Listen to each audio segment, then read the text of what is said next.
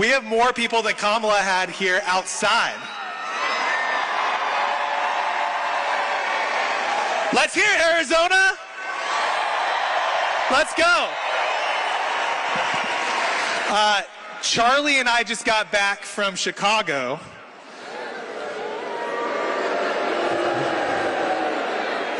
We're going to get the energy level up here. Chicago at the DNC. And they were collecting vasectomies outside. Our team at Turning Point Action's outside collecting voter registrations.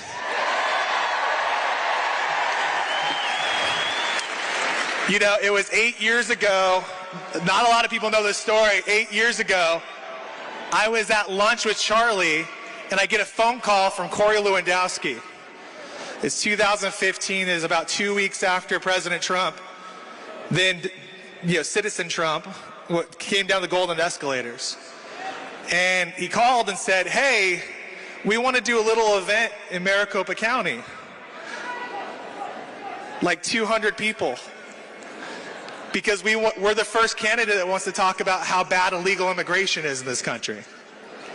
And we said, absolutely, we would love to have you. What became the first Trump rally ever in the history books was 8 years ago, right here in Maricopa County.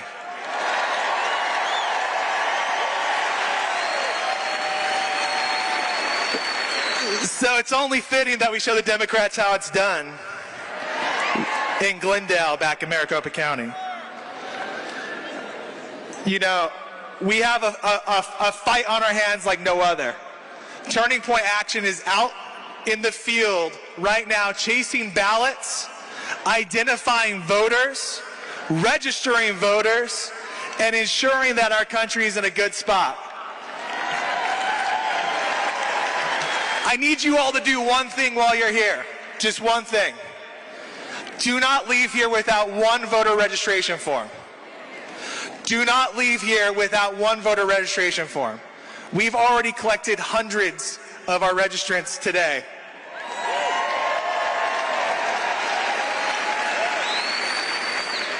But almost every single one of us knows one person, a loved one, a neighbor, a friend that is not registered to vote.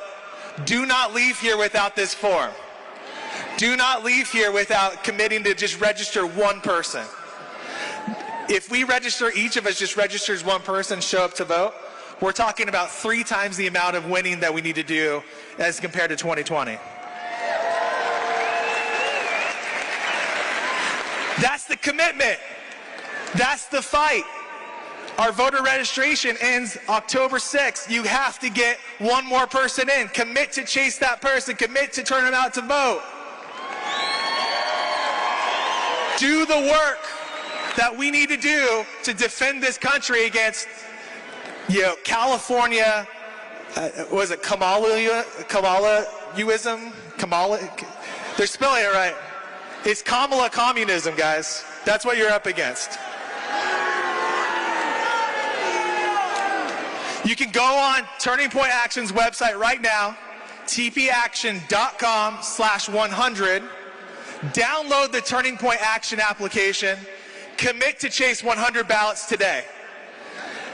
We've already received over 300,000 ballot requests to be chased. Do you know that? The Democrats are scared of this.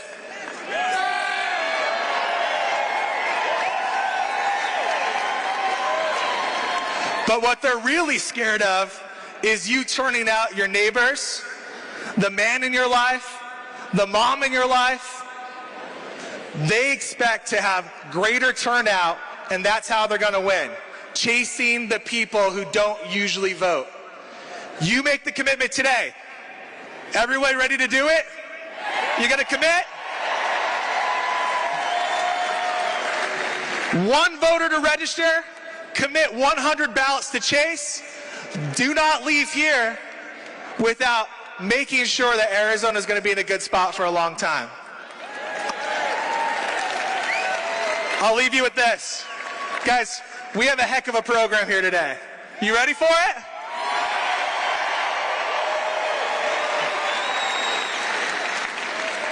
We're going to be pleased to be led in prayer in a national anthem, and then our program is going to ensue.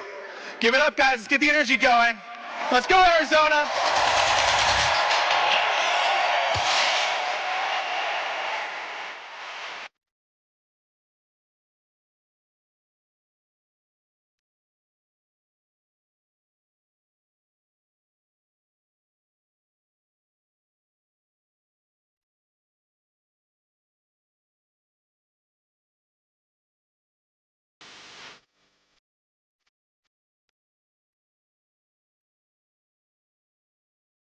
Now welcoming Rabbi Aluche and Lucas Miles for the invocation.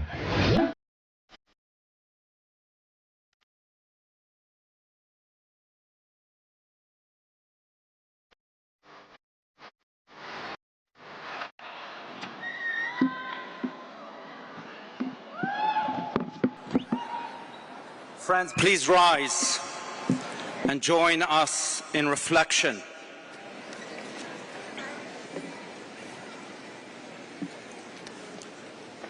Master of the universe, creator of all, we gather here today to seek your blessing and guidance as we stand together on the brink of a crucial election where we are called to choose leaders who will uphold the values that make our nation a beacon of freedom and justice. Thus bless us, O Lord, and all citizens casting this vote with wisdom to make the right choice, a choice fueled by an unwavering commitment to truth, integrity, and the common good. At the same time, may we never forget that we can disagree without ever becoming disagreeable, that we can battle ideas without ever battling people. Indeed, may we honor the dignity of difference and always recognize that one who is not in our image is nonetheless in your image. That people who are not like us are still people like us. Almighty God, bless all of the leaders of this great nation, and in particular, your humble servant, President Donald Trump.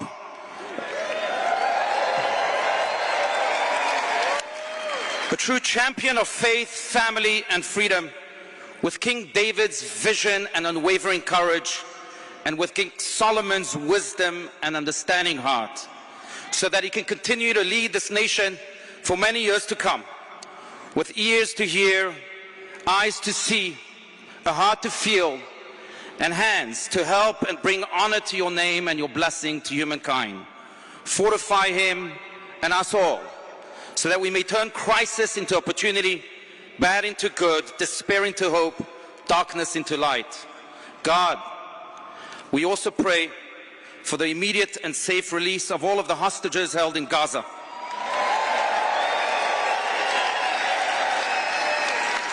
May they return to the embrace of their families in good physical and emotional health immediately. Protect our brothers and sisters in the land of my ancestors, the land of Israel, especially the IDF and US forces who are courageously fighting a war of good versus evil, against the evil terrorists who have waged war against the very foundations of morality and goodness in our world. Strengthen their hands, fortify their spirits, and grant them victory in their righteous struggle. As my mentors, the late Lubavitcher Rebbe and Rabbi Adin Evan Yisrael Steinsaltz of righteous memory taught, the world is not perfect, but it is perfectible. May we be inspired to continue to strive and fight for this perfection in our personal lives, in our communities, in our nation, and in our world. Finally, to quote our great teacher Moses, may it be your will that the glory of your presence dwell in the work of our hands indeed.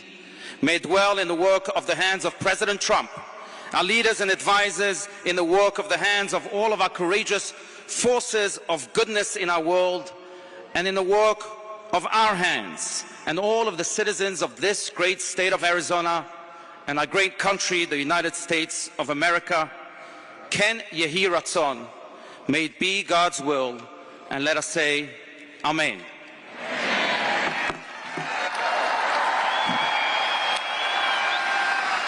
Lord, we praise you for your holiness, for your creation, and for loving us unconditionally. And with this in mind, we come to you now as a nation in need. A land that was once known as a beacon of liberty and freedom has fallen prey to violence, discord, and the bondage of sin. Those we have trusted to lead us have only led us astray and exposed our nation to threats, both at home and abroad. And so, Lord, we recognize that even though we as a nation have forgotten you and ignored your ways, you have not forgotten us. And we believe that we, as we return to you, that your favor will once again return to this land. Lord, you call us to pray for our national leaders, Lord. And we lift up to you right now President Donald J. Trump, that you will continue to strengthen him and surround him with righteous leaders who will guide him towards truth. Lord, we thank you for delivering him and from those who tried to harm him. And we recognize that favor is on his life for such a time as this. Grant him the strength and the humility to walk out your plans and purposes, not only for his life, but for this great nation as well. May we as your people, a nation under God and indivisible, be truly led by your Holy Spirit in every policy we promote, every apologetic we defend, and every strategy we implement. In times of victory, I pray that we point to you.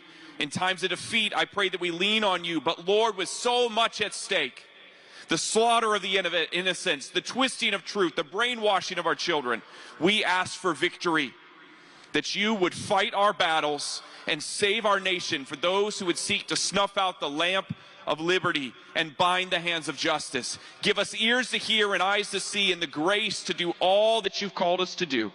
This is your land, and we are your people. In Jesus' name, amen.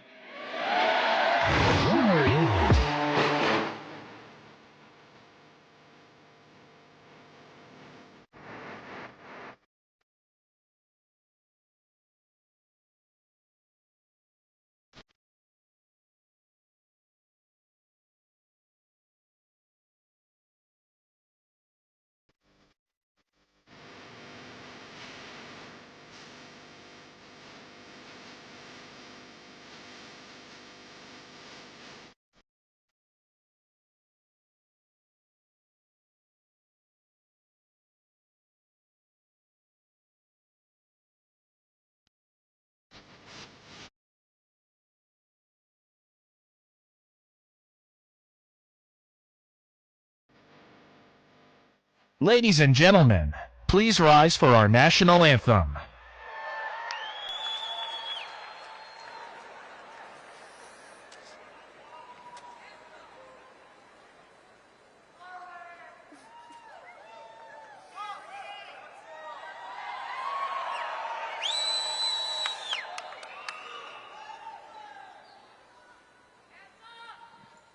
Oh, say, can you see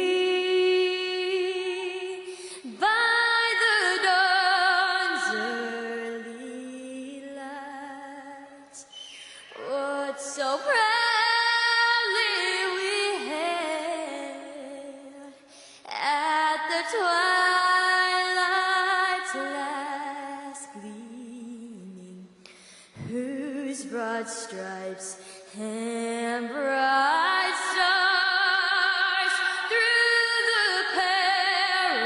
perilous fight o'er the ramparts we watched were so gallantly streaming, and the rocket's red glare,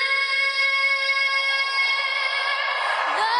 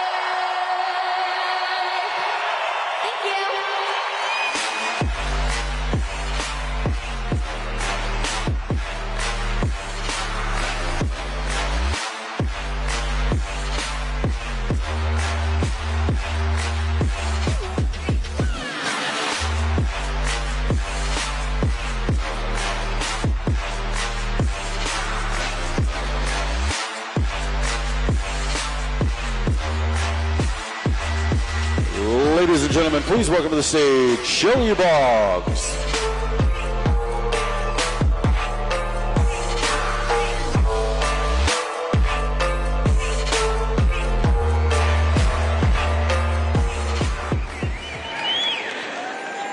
I have to follow that. She's 13 years old, you guys. Incredible. Well, good afternoon, Arizona. It's an honor to stand before you today alongside some of the most dedicated, hardworking, and patriotic Americans. Thank you, Turning Point Action, for including me today. And thank you for making a difference in our primary election with your successful ballot chasing efforts. It's truly an honor to warm up the stage for the next president of the greatest country in the world, Donald J. Trump.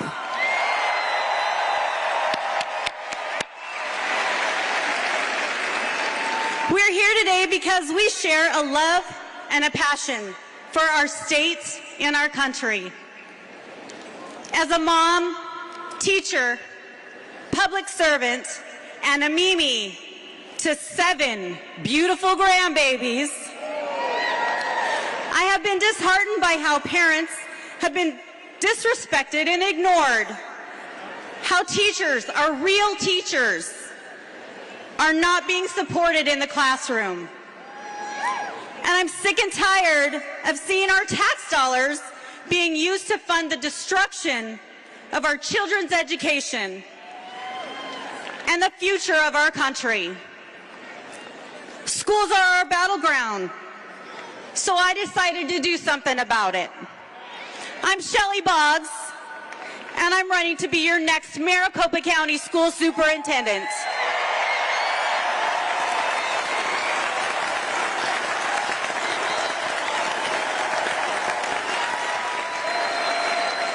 Education is the foundation of our future.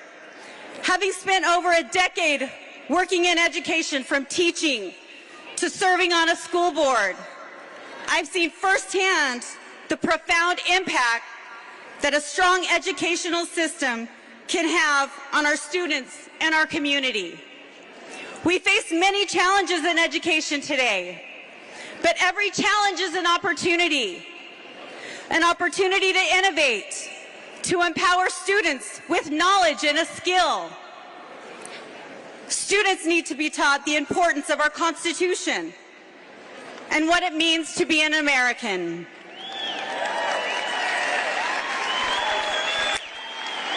Now more than ever, we must protect and strengthen our schools. We need to ensure that every student has access to the best education possible. Education is not one size fits all.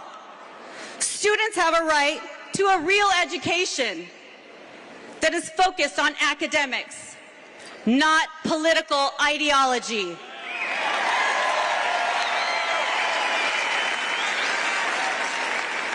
School choice provides the education freedoms parents need and students deserve to find the best option that helps them be successful.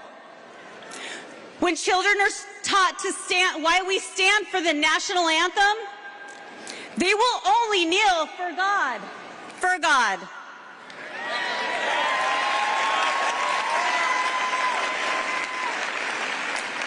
I'm committed to making our school a place of excellence, a place where children can learn in a safe, supportive environment, where parents are partners in education and respected, and where teachers are empowered to do what they do best, to teach, our real teachers. As I stand before you, I'm filled with hope and optimism for the future of our schools and our country. With your help, electing me and every school board member who aligns with wanting what is best for all kids, ensuring our girls are safe in bathrooms and locker rooms. Thank you, Riley Gaines.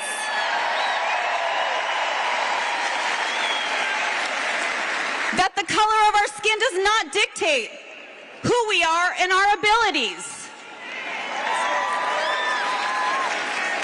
That parents have the right to know what's being taught to their children. And that the Parents' Bill of Rights will be followed. We can create a new and improved America-loving culture and prepare our children to be the strong leaders for tomorrow. I am Shelley Bogs, and I am asking for your vote to be your next Maricopa County School Superintendent.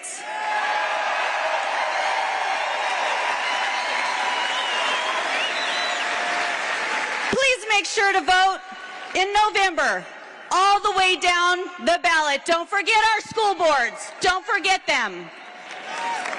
God bless Maricopa County. God bless Arizona. God bless President Trump. And God bless the great United States of America.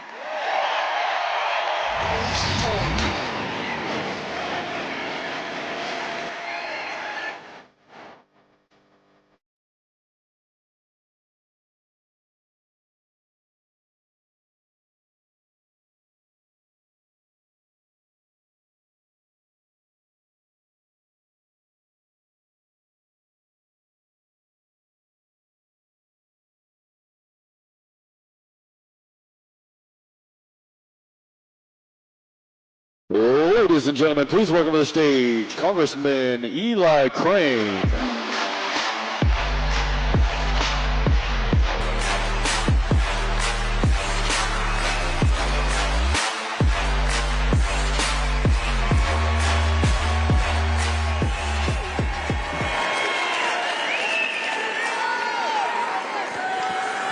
Thank you guys. You guys ready to beat some socialists here in a couple months? Make no mistake about it, that's what we're up against. And it's up to us. It is up to us. We've been blessed to be born, raised, and live in this country. I know you guys feel it just like I do. It's actually why I ran for office. I got tired of watching politicians at events like this or come talk in the district about going up to Washington, D.C. and fighting for us. And then the moment they got there, they became a part of the very establishment that sells us out every single day. You know what? I didn't make my voters a lot of promises, but I did tell them, I will go up there and I will fight like hell for you guys. That's right. That's exactly what we've done. I'm honored to be one of the only people, there were 8 of us, that fired the former Speaker of the House, Kevin McCarthy, this last year. Yeah, thank you.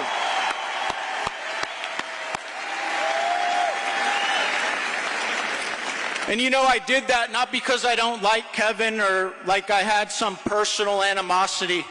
I did that because I knew after watching enough that he would not represent you, he would not represent us. And I said, that's it, you're fired. You're fired. Well, as you can imagine, the swamp didn't like that very much. And so they put a hit job on all 8 of us, and I'm proud to report that my district just appointed me in the primary. I won that election 81-19.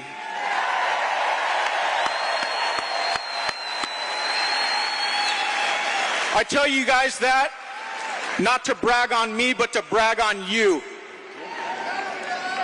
What I found is that if you actually go up to Washington, D.C. and you do what you told your voters you're going to do, if you get their back up there, they will get your back down here.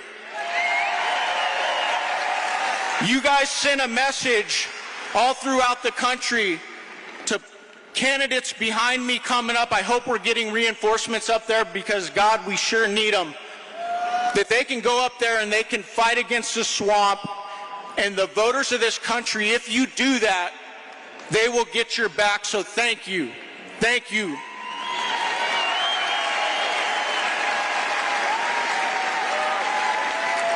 I see a lot of hard, patriotic men and women in this arena today.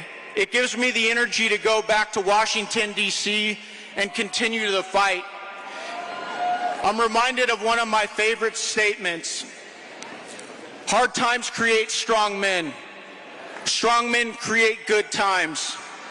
Good times create weak men, and weak men create hard times. It's like a tale of two administrations. We have weak and incompetent leaders right now that are creating hard times for everyone. And I know you guys feel it just like I do.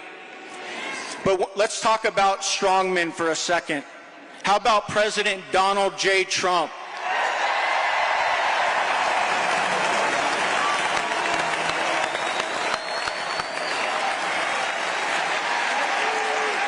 You know, I did 3 combat tours, and I saw a lot of brave and amazing things overseas. And when I saw President Trump on January 13th, on the 13th, get shot in the head, get up off the deck, pump his fist, and let him know no matter what happens to him, it's up to us to continue the fight. Fight, fight, fight.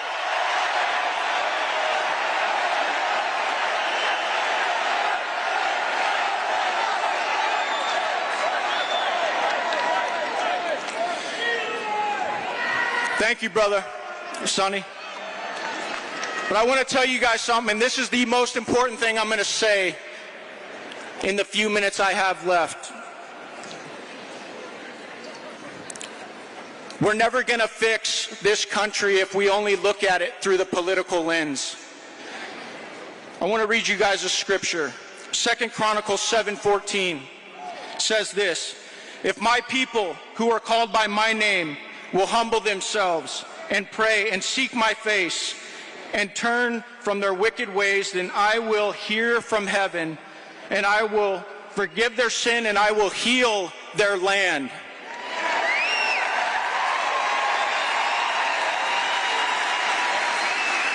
It's just as much true today as it was when it was written thousands of years ago.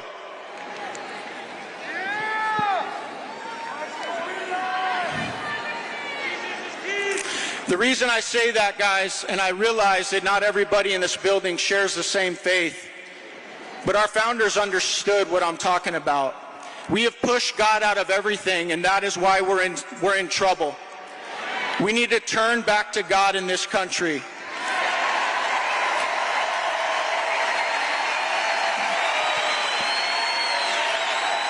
And it's funny because as I say that, we got a bunch of reporters back here, and I know they're just thinking, oh my God, another white Christian nationalist, right?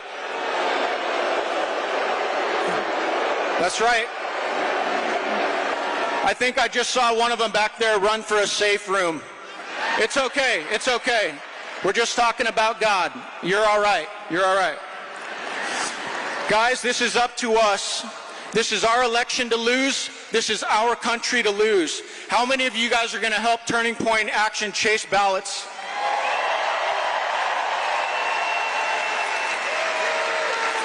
Good, because this is not a spectator sport. And if we want these times to be good again, it's going to take action from all of us. We can't count on Donald Trump to carry the entire load on his back. So thank you guys for turning out. Thank you guys for waiting in that hotline. God bless Arizona. God bless you guys. And God bless the United States of America.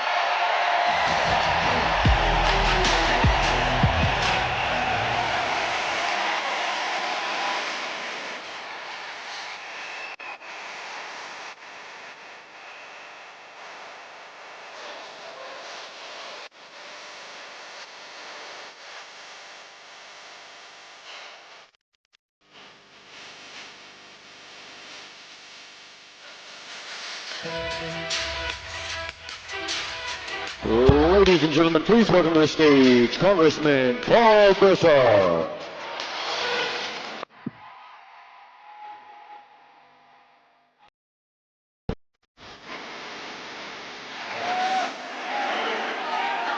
Hello, Arizona. It is so good to be with you today. Ladies and gentlemen, in 2.5 months, we're going to take back this country because we're going to elect Donald J. Trump the next president of the United States. And once again, Arizona is going to be the center of that deal. We're not going to ever, America's never going to turn to a San Francisco liberal. Never going to happen. With Donald Trump as our next president, we're also going to win back the Senate majority. It starts by electing Kari Lake for U.S. Senate.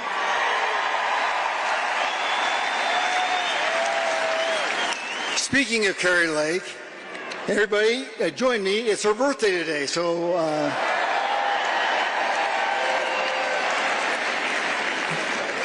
I'm no Laura Ligon, the gal that sang the national anthem, but I'll sing her quickly the congressional birthday song.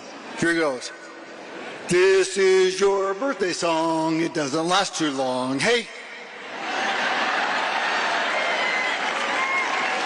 With Donald Trump and J.D. Vance in the White House, we're going to keep and grow this majority in the House. And we'll elect more conservatives in Congress who will help fight with me and Andy Biggs and Eli Crane. You just heard Eli. You're going to hear Andy shortly.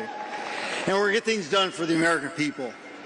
These past 3.5 years, Kamala Harris and the liberals in Congress has driven our country into a ditch the size of the Grand Canyon. 20% Biden inflation, crime and deadly drugs destroying our country, 13 million aliens and counting welcomed to our country illegally by this administration. A weaponized federal government, persecuting and jailing or canceling anyone who disagrees with our wokeness. And how about the announcement this week? What happened to the 800,000 jobs?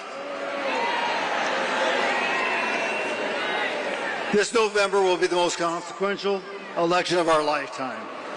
Americans want a secure border. No one knows that more than Arizona. We want the prices of everyday goods to be affordable. We want the deadly fentanyl off our streets. We want our communities safe. We want peace throughout the world. We want affordable mortgages. And we want jobs in America for Americans.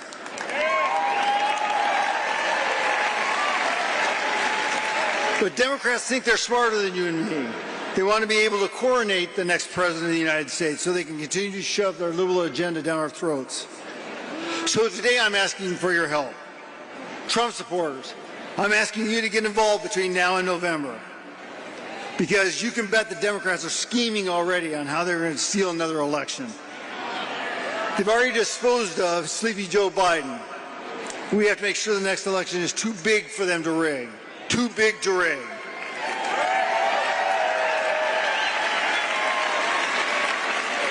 I need you to put a sign out in your front yard.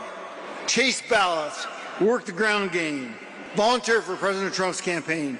Make calls. Ring doorbells. And most importantly, I need you to vote. And please ask your neighbors to vote, I guess, unless they're Democrats. You know, our framers wanted to have a well-educated electorate. I hope you don't look back at this election and say, I wish I woulda, coulda. We never want to see that.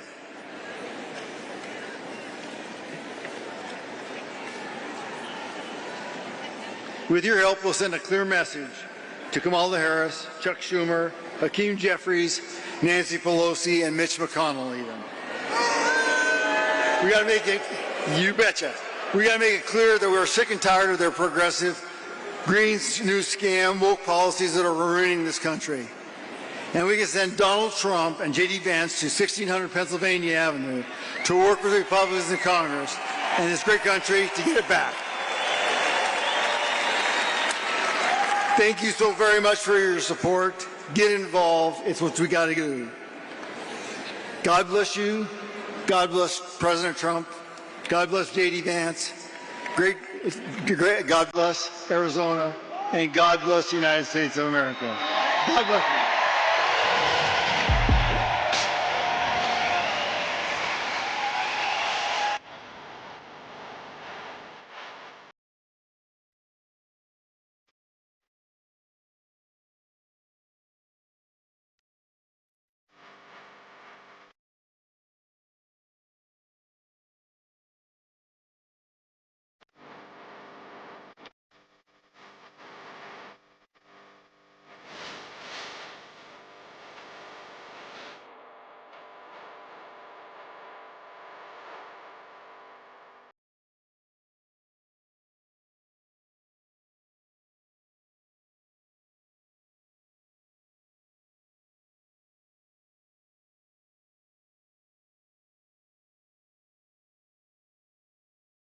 Ladies and gentlemen, please welcome to the stage Sheriff candidate Jerry Sheridan.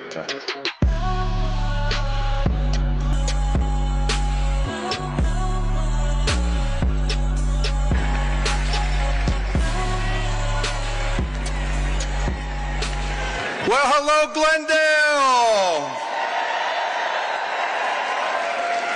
Hello, I'm Jerry Sheridan, your Republican nominee for Maricopa County Sheriff.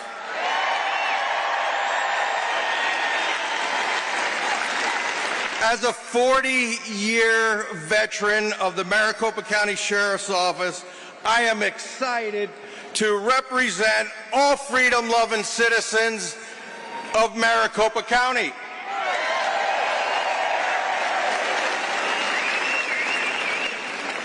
I've been with my wife 36 years. She's over there videoing this, so I better mention her. We live in a rural area with my dad. He's 93 years old. He lives with us. He's a retired lieutenant from New York City Police Department.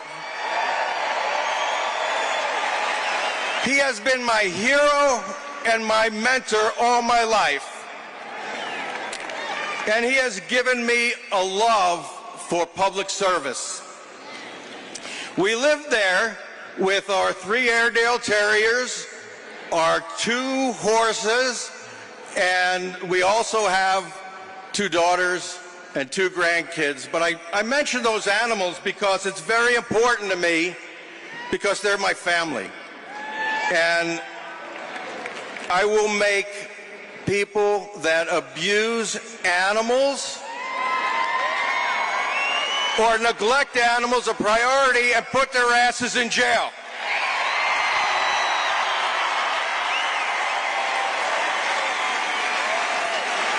And don't forget, statistics show if you're abusing animals, you're probably abusing your family too. The past 7.5 years, there have been an explosion of suicides and drug overdoses in your Maricopa County jail system. Over 300 lives have been lost of people in custody. I will focus on increasing the safety for those that are incarcerated and protecting the taxpayers of this county from paying those enormous lawsuits that you know that follow. I'm often asked about homelessness. Well, what can you do about that if you're our sheriff? Well, I'll tell you what I can do. Homelessness is plaguing our communities throughout Maricopa County. And it's a lot more than just law enforcement can handle. But as your sheriff, I will make homelessness something that we will have an impact on, because people in jail are there because most of them have mental health issues. They self-medicate with illegal drugs. So as your sheriff, I will make sure they get the proper treatment they need. I will send them to medical providers, shelters, and mental health centers. We can make a difference. Criminal cartels have created an explosion of fentanyl on our streets here in Maricopa County. Did you know that 6 people a day on average die of drug overdoses here in our county? 4 of them attributed to fentanyl? This is unacceptable, ladies and gentlemen. We cannot accept this poison anymore. This cannot be tolerated. And there's probably not one of you in here that doesn't know a story or have a family member or someone, a neighbor that's been affected by this crisis. Well, I have a story. Someone that I grew up with, her son and his friend were sitting there at night watching TV. She kissed them goodnight. She went to bed. She woke up the next morning to have her teenage son and his friend dead on their couch. This is a story that is all too frequent in this country. Fentanyl overdoses. It only takes one pill one time. But as your sheriff, I am going to commit to stopping or preventing as best we can to bring the drug and addiction unit back, put them on our southern border in Maricopa County down by I-8, fight those drug cartels. You know, those dedicated deputies, we've done it once before, and when I become your sheriff, I'll do it again. Holding criminals accountable, keeping jails open for all the cities in Maricopa County to use, and protecting the civil liberties of our citizens will be the hallmark of my administration. I can do this. I have done this in my 40 years with the Maricopa County Sheriff's Office, and I'm asking for your help. I'm asking you for support and your vote. I want to thank Turning Point because this is where this comes in. Turning Point action is helping all of us, all the candidates you'll see today, get us elected here in Maricopa County and in Arizona by chasing those ballots. It's so critical that we all vote. There should never be a ballot left on somebody's kitchen table.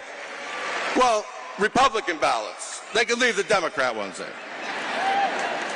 So, may God bless all of you. May God bless the United States of America. And may God bless our next president, Donald J. Trump. Thank you very much.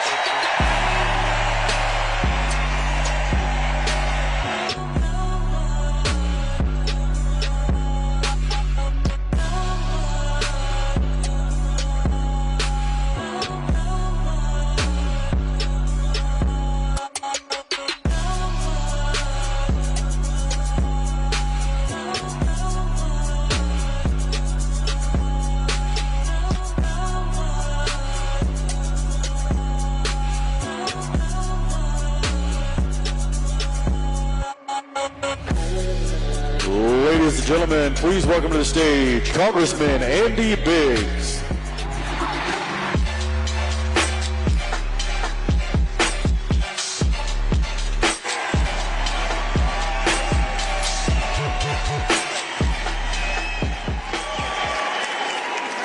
The most beautiful state in the country, Arizona. Arizona, do you know who the next president of the United States is going to be? Are you ready for Donald Trump to be back in the White House? I got to tell you, were you better off under Donald Trump than you are now? Are you sick and tired of the open border policy? Do you want to return the Trump successful border security policy? Do you want those policies back that gave the U.S. the control of the border and not the cartel? Are you angry that this administration has let between 12 and 20 million illegal aliens into this country? Are you sick and tired of hearing about our people, Americans, dying because of the fentanyl that Biden is letting cross the border? Are you sick of the high prices that we're paying for food and gas? Do you want Trump's economy back? Do you remember $2 gas in Arizona? Do you want us to drill, baby, drill?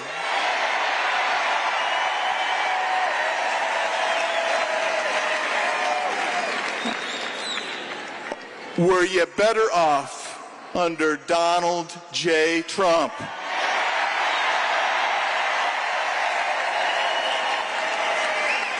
Are you embarrassed at the weakness that this administration has shown to the world?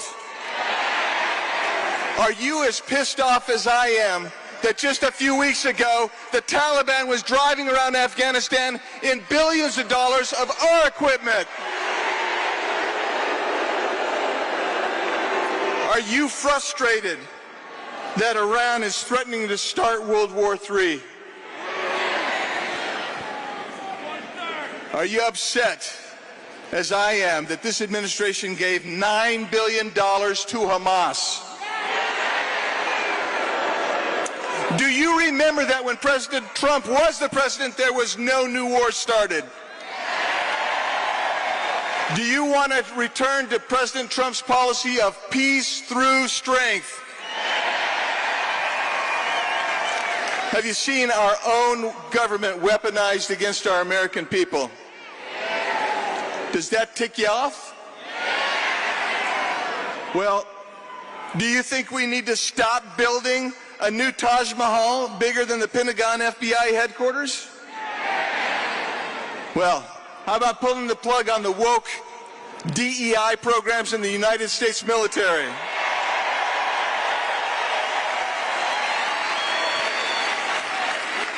Was the military better off when Donald J. Trump was the commander-in-chief? Should we stop allowing boys to go into girls' bathrooms? Should we stop letting men compete against women in sports?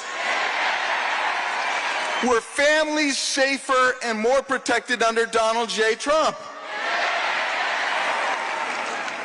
My friends, is this still one nation under God? Will we return to him and save this nation? And are you ready to work to return Donald J. Trump to the White House?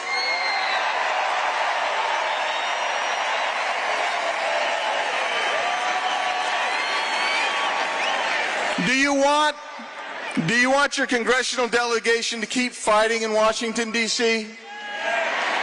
Do you want us to raise our fist like Donald Trump did and say, fight, fight, fight, fight?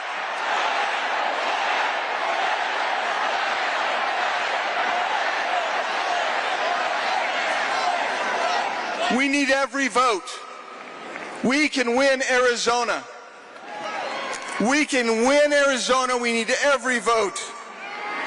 Will you join me? Will you help us? Will you help us get every Republican voter to the ballot?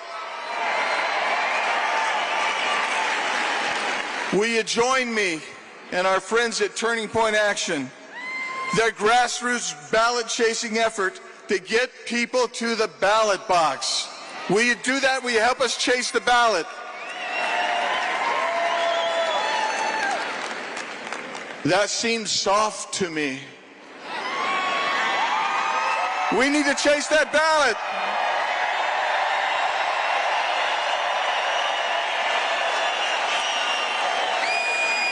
We need President Trump. We need Carrie Lake in the Senate. We need in Congress, we need Eli and Paul and David and Abe and Juan.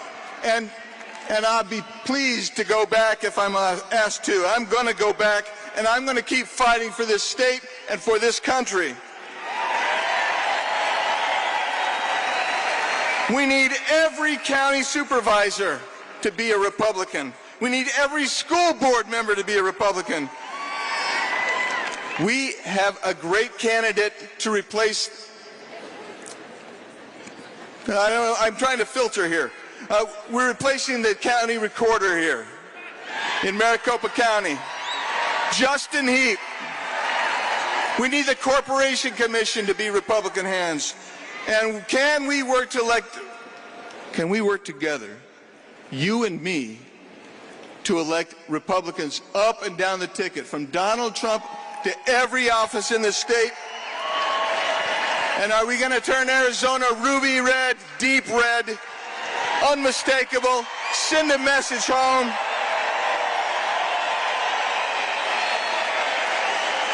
And let's just finish it off by reminding the world and our friends in the media, who's the next president? Donald J. Trump. Thank you. God bless you. God bless this country. Thank you.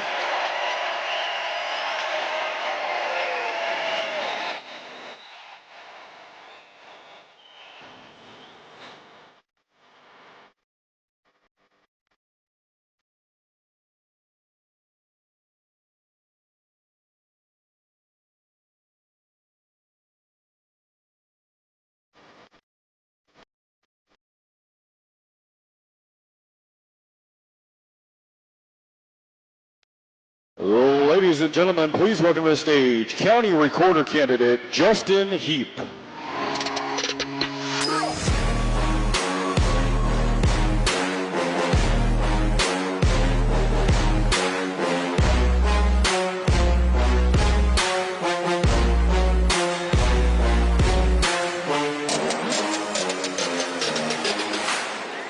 Wow. I got to tell you, this is a good-looking room full of patriots. You want to know the best thing about speaking at a Trump rally?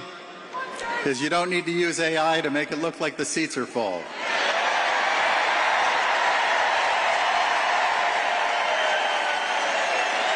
So before I start, I have one question I need to ask you. Who is ready to see our 45th and 47th President, Donald J. Trump?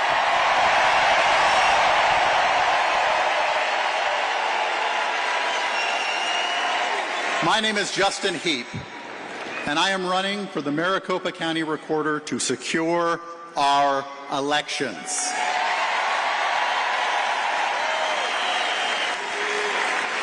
I am honored and humbled that just a few short weeks ago, hundreds of thousands of hard-working Maricopa County voters from Wickenburg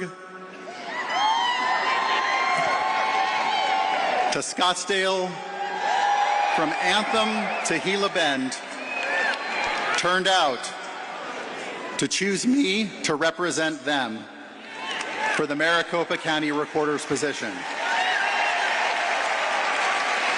and to be the Republican nominee for one of the most important races in America today. Whether we wanted it to be or not, election integrity has become the civil rights issue of our time. And despite the clickbait smear pieces of the left-wing media, I am proud and ready to stand before you as a fearless defender of your God-given right to free and fair and honest elections.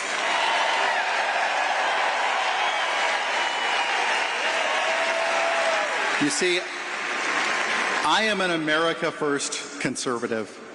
That means that I will always put the people of this great nation first.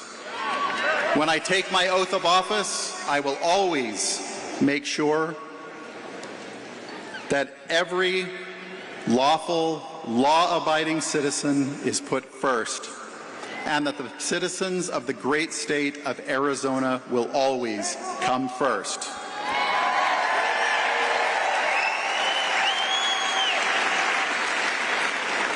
So to the independents and Democrats in the room today, and for those across Maricopa County, this is my message to you. Join me. Free and fair and honest elections is not a Republican issue.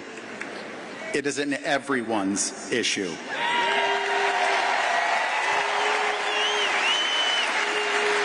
I'm old enough to remember when it was Democrats that were raising the alarm bells about the insecurities in America's election system. Democrats like former President Jimmy Carter, who sounded the alarm about the systematic insecurities of universal absentee voting. Democratic senators like Senator Elizabeth Warren, Amy Klobuchar, and yes, even then Senator Kamala Harris, who while serving as the most extreme left member of the Arizona Senate, still discuss the inherent vulnerabilities of our use of voting machines. If she were here today, I imagine that she would say that she would like to see our elections for what they can be, unburdened by what has been. So to the independents and Democrats listening and here in the room today and listening all across Maricopa County, don't listen to the innuendos, the half-truths, and the whole lies which will inevitably be spun about me by a Democrat-controlled media and by high-priced, out-of-state political consultants. Hear me right now. I want to make our elections run effectively and efficiently and securely. Nothing more, nothing less.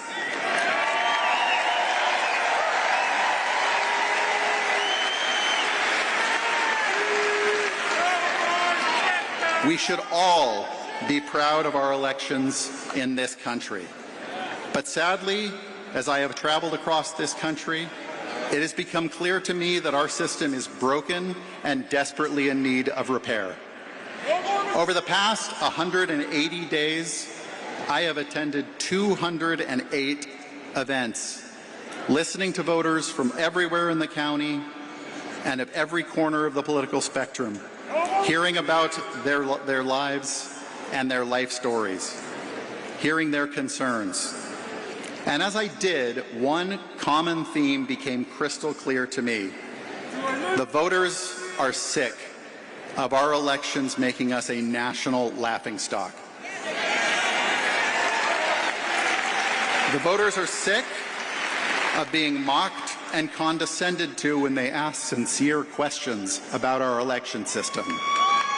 And most of all, voters are sick of hearing from their neighbors, why should I even vote if I can't even trust the system?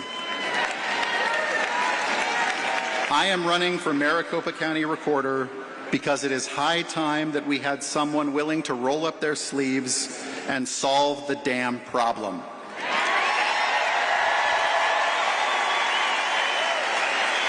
Let me be clear. Every voter, regardless of political party, should be able to have confidence in the process and outcome of our elections. Every voter should be respected by the people running our elections. Our election laws must be followed, and the plague of election day problems that we have seen in recent years must end now. And for heaven's sake, we need our election results by election night.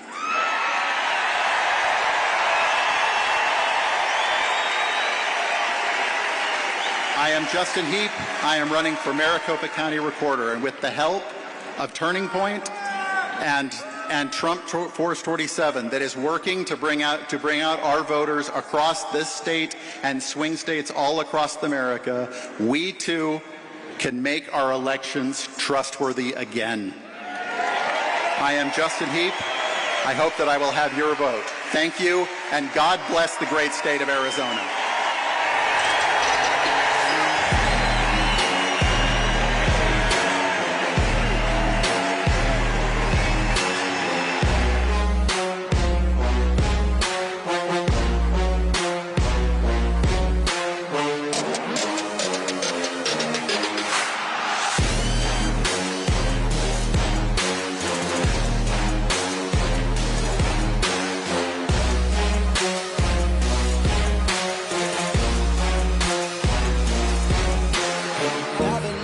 Ladies and gentlemen, please welcome to the stage Abe Hamadeh.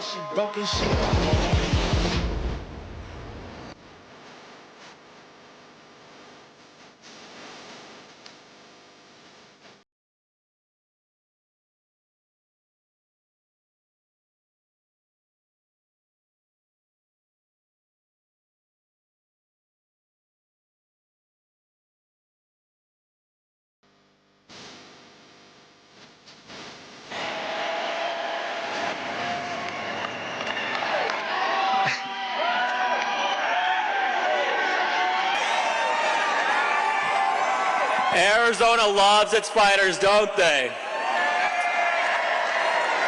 And you know, today's a very special day for one of Arizona's toughest fighters. I don't know if you knew this, but today is the birthday of Arizona's next senator, Kari Lake.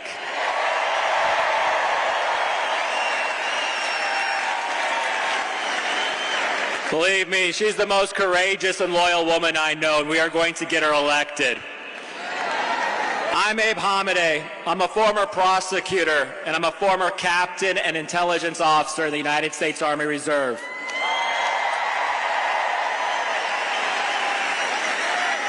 And today I stand before you as your next congressman.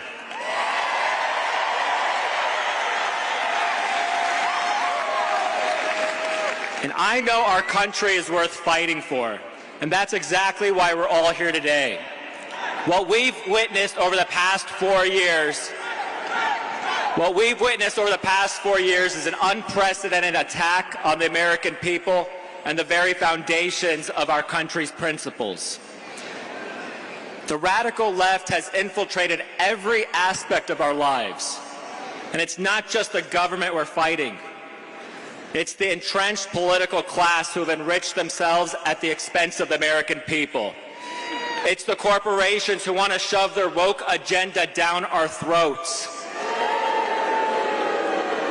It's the propagandists in the media. You see them back there?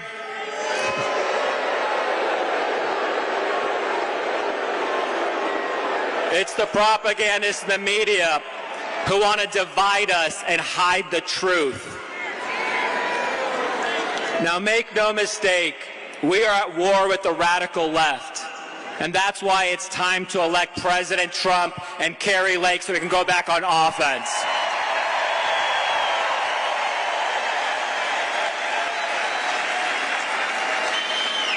Our southern border is a war zone, and it's wide open. And that's why on day one, when I'm elected to Congress, I'm going to work with President Trump and our new Senator Kari Lake to designate the drug cartels as a foreign terrorist organization.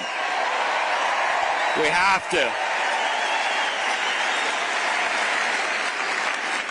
They are destroying our communities with the plague of fentanyl coming in from the communist Chinese.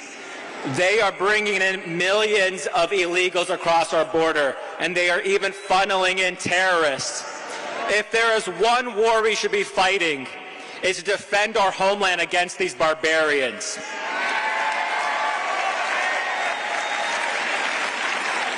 Sadly, it's not just the border that's a mess. The radical left has created all sorts of other problems. Our elections have been hijacked. Our justice system has been weaponized. And our cities have turned into Gotham. It's time to restore law and order. It's time we hold those who seek to destroy our country accountable. I want justice for what they've done to us. It's time we lock up these crooks and put handcuffs on them.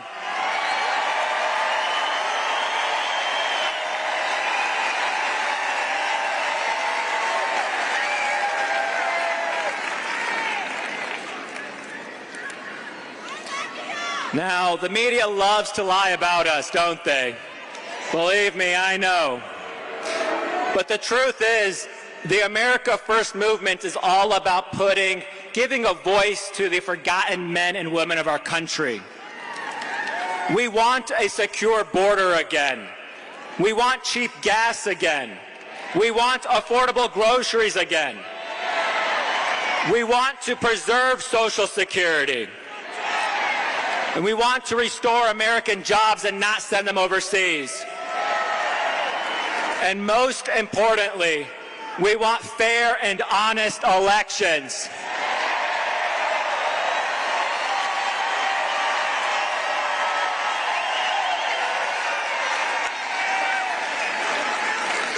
And there's only been one man to take on this fight before. Only one man that has risked everything to stand up for the American people and say that America is no longer for sale. And that man is President Donald J. Trump.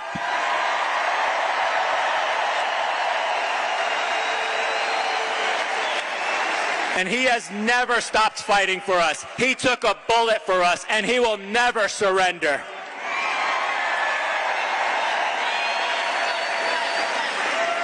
They lie about him, they try to bankrupt him, they've tried to jail him, and they've even tried to kill him. And yet he still stands because he knows America is worth fighting for.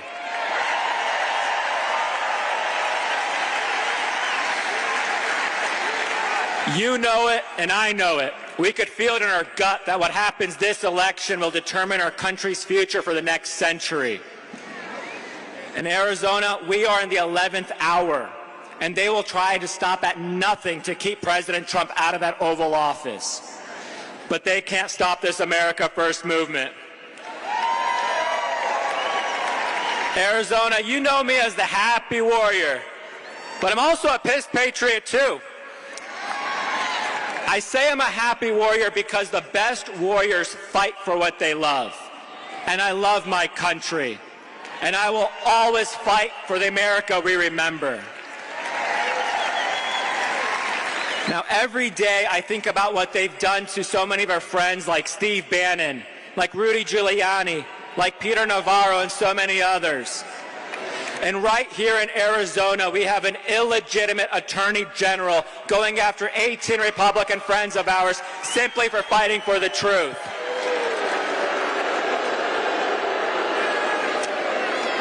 Their hubris and lawlessness has no limits.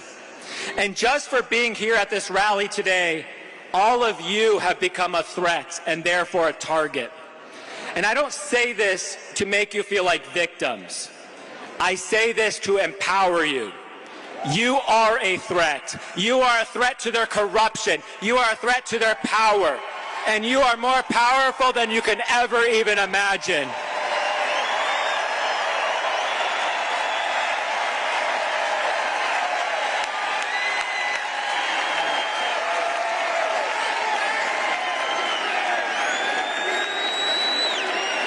And that is why I'm asking you to stand with President Trump, Kari Lake, and the entire America First movement all across our country. I'm asking you to join us in battle as we fight to save the America we love and restore the principles that made America the greatest country in the history of mankind. We owe it not only to future generations, but to every single American that has shed blood for our country. From Lexington and Concord, to the beaches of Normandy, to the mountains of Afghanistan, to the deserts of Iraq. But most of all, we owe it to ourselves. We owe it to ourselves to be able to say that we answered our country's call in the darkest of hours. Arizona, are you ready to answer that call? Arizona, are you with me? Are you with Kari Lake? And are you with President Donald Trump? And we are with you now and forever. So this November, let's give them a November to remember. Thank you, Arizona. Thank you, President Trump. And may God bless the United States of America.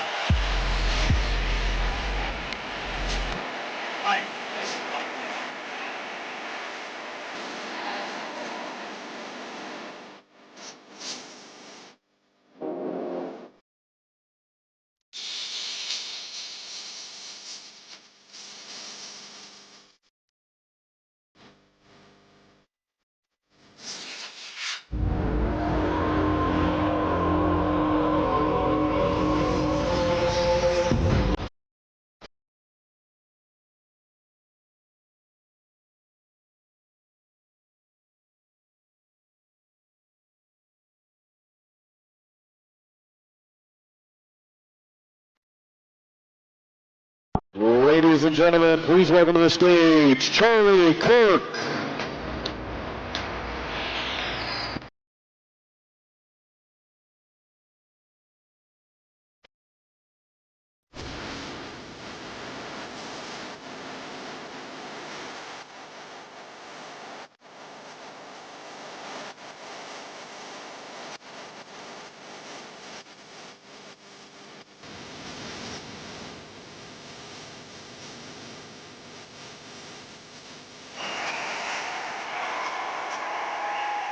Wow!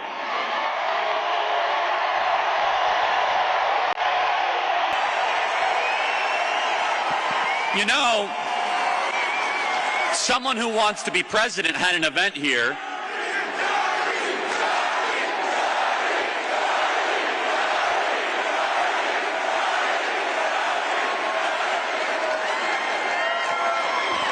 And she had to partition all this off because We draw a bigger crowd than Kamala Harris, don't we?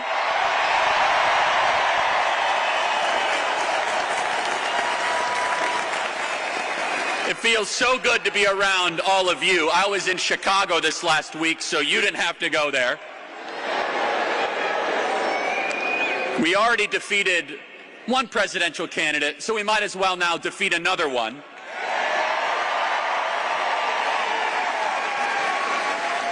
And what an honor, what a time to be alive in the most important election of our lifetime. I'm traveling the country, going to college campuses, we're organizing in the grassroots, we're talking to so many voters that know it is time for change. They know that something is wrong. They're tired of sending $200 billion overseas to Ukraine while we can't secure our southern border.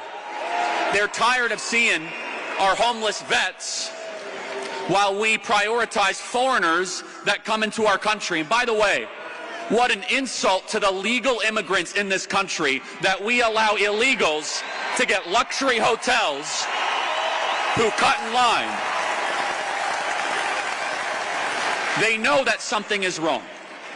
And many of you waited hours and hours in line. By the way, who here was waiting in line overnight? We saw that. It was unbelievable. You're right up here, 24 hours in line. Because you know you are part of something bigger than yourself. You know that you are part of the most exciting, diverse, powerful movement in the history of this country. And this movement is not about Republican or Democrat. This movement is not about conservative or liberal. And I think you're going to see that on display in a little bit, just maybe. This movement is about the citizens versus the oligarchs. This movement is about we the people versus the ruling class. This movement is about America versus the globalists. This movement is about all of us against them.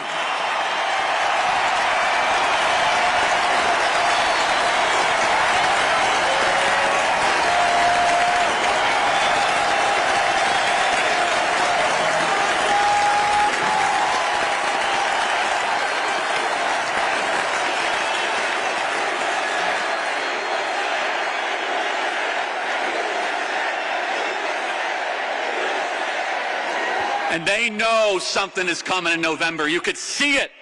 They're terrified because they've lost control.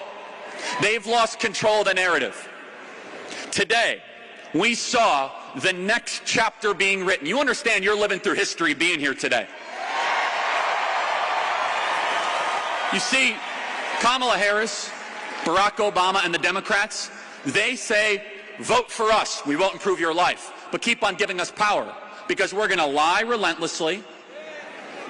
We will raid your home and put you in prison if you disagree. Their idea of democracy is installing a candidate that no one has voted for. And the old Democrat Party is dead. How many former Democrats do we have here tonight? Raise your hand. God bless you, God bless you, God bless you, God bless you. You are all welcome in this movement. You are all welcome in this movement. Because the new Democrat Party is not about what they used to stand for. The new Democrat Party is about power. The new Democrat Party does not love the country the way that all of you do. And how amazing was it today to see Bobby Kennedy Jr. endorse Donald Trump for the presidency of the United States.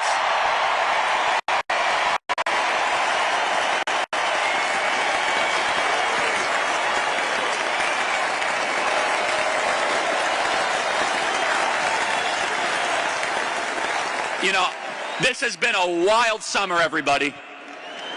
Donald Trump was convicted in a show trial. We had the earliest debate ever. Donald Trump was shot and survived, and by 2 centimeters our country lived. We got a new candidate, and maybe most remarkable of all, a Kennedy has endorsed a Republican for the presidency of the United States.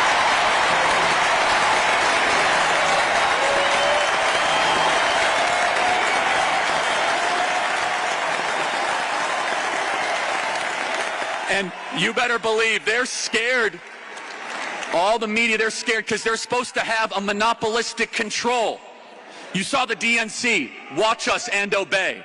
Watch us and obey. We're a movement of free thinkers. We don't agree on everything. We have differences of opinions. That's why our movement is going to win. In the Democrat Party, they say disagreement is not allowed. They don't believe in free speech. They don't believe in the free discourse of ideas. I think it's a wonderful thing that we could say we might disagree on the small stuff, but we agree on the big stuff. We agree that we should prioritize American citizens over foreigners. We agree that it is a constitutional right that you should be able to speak, that the government should not be able to spy on us without a warrant. We agree that every human being is made in the image of God and deserves protection.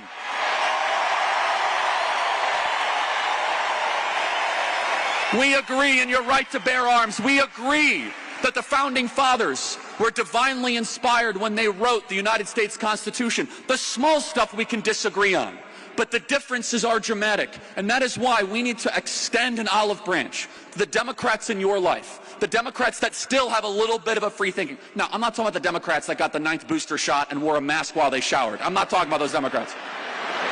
I just spent a couple days with those Democrats in Chicago. They were bragging about how many booster shots they got while they were waiting in line. I'm not exaggerating. I'm talking about the Democrat right now that is working as an Uber driver. I'm talking about the registered Democrat that is working with their hands to serve you food, and they cannot afford groceries. And maybe the only interaction that they will have with our movement is when you say, "How you doing?" "Man, I can barely get by. I could barely get by."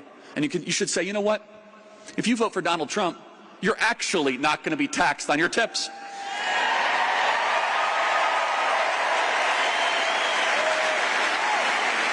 This movement is growing and ascending because we all agree on the big stuff.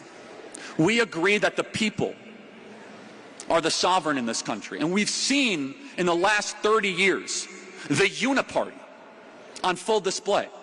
You know where the wealthiest counties in America are? They're all around Washington, D.C. 8 out of 10 of the wealthiest counties in America. So basically what they do is they tax you into oblivion. They make everything more expensive, and inflation is a tax, by the way. They take all of that money so that they can get richer and wealthier around the kingdom of Washington, D.C. And what do they produce?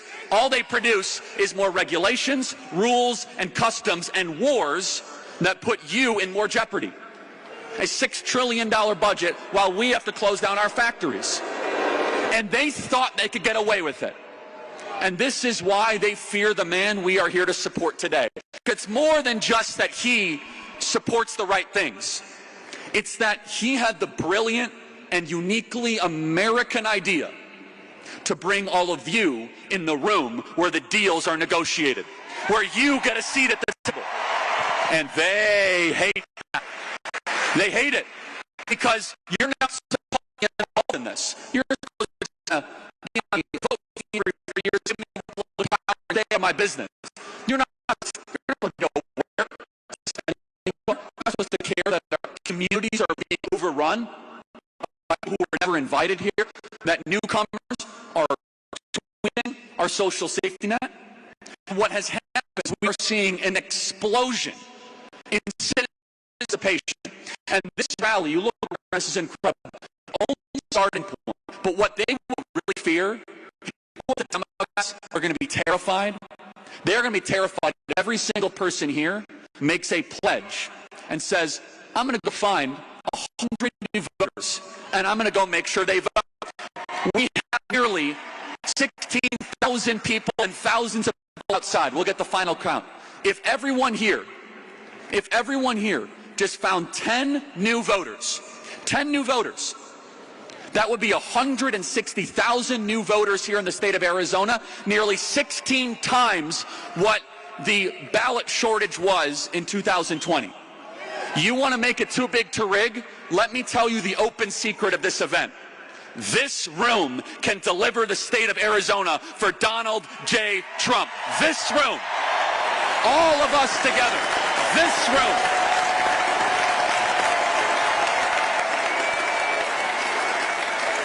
And it's as simple as, I'm going to go download the Turning Point Action app. I'm going to make sure that my brother, my sister, my aunt, my uncle, my aunt, my cousin, my Uber driver, my waiter, my waitress, are you registered to vote? Nah, it's a waste of time. No, no, no, no. I'm not asking you to storm the beaches of Normandy. I'm asking you to fill out a piece of form, fill out a paper, put it in the mail. 5 minutes, and I better never hear you complain about inflation again if you don't fill out that ballot. On October 7th, which is tragically the anniversary of the terrible massacre in Israel, ballots go out in this state.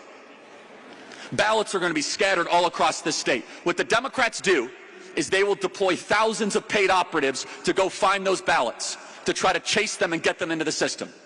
Now, I'm not here to try to change your method of voting if you want to go vote on Election Day. All for it, I get it. But I am going to say, for the plumber, the electrician, the we want them to hopefully try to vote early than not vote. For the people that never vote,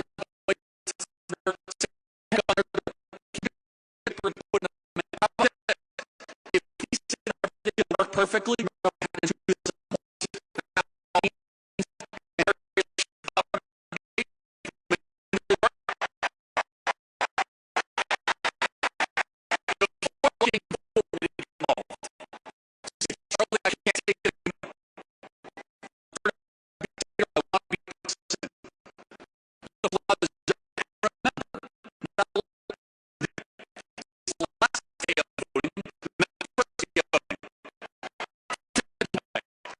our supporters are so far up to vote for Trump, should we give or move more days? To go out for 45 days? And how do we fled the poll on Monday, on reform, with a single one that wants to vote for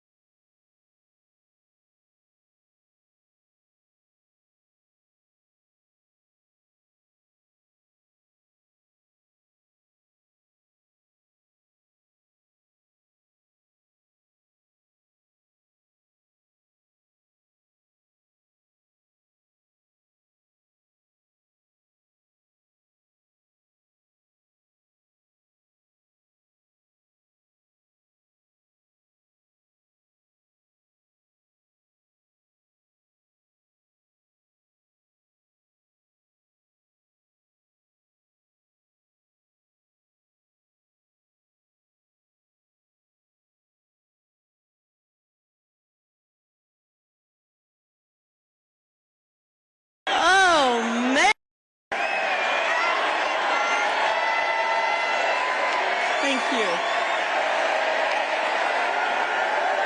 Thank you so much. Thank you so much. Wow.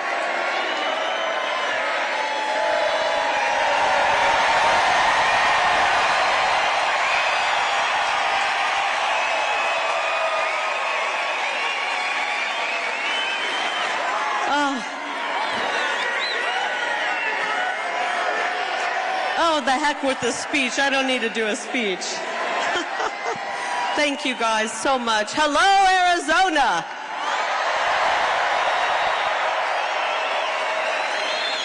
Unbelievable. Look at this crowd. It's amazing. This is all the way up to the rafters, by the way. All the way up. Look at that up there. Hey, everybody. Oh man, President Trump, we're going to blow his mind today. This is amazing.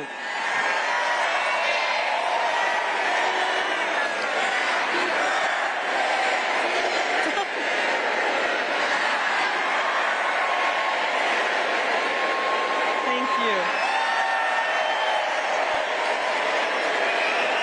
Wow, thank you.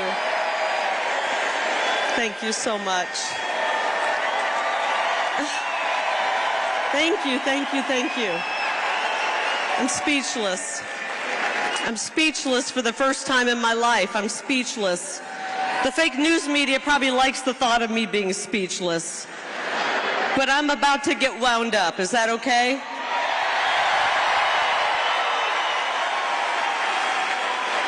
We don't need to bust people in. We don't need free concerts. We're here because we love America.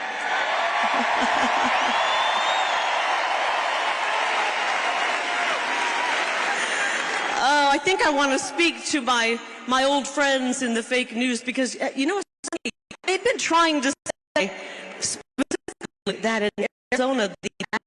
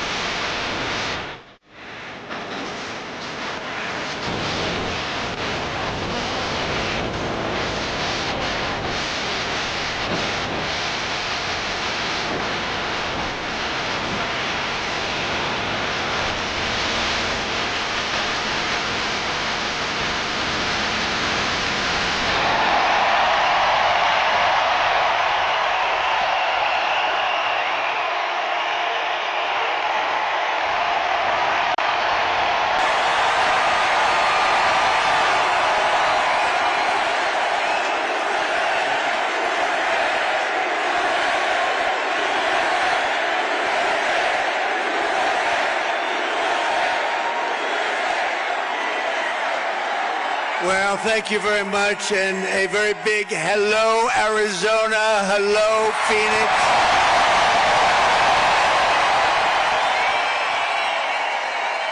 I'm thrilled to be back in this incredible state with thousands of proud, hardworking American patriots. That's what you are. You built our country. 74 days from now, can you imagine? 74 days. Then we gently move into that beautiful White House and we take over our country and we make it great again. We're going to win Arizona. We're going to defeat Comrade Kamala Harris. And we're going to win back our beautiful White House. We're going to win it back. We're going to win it back in record force. Everyone here tonight is part of the greatest political movement in the history of our country. You know, this is the greatest political movement. It's called Make America Great Again.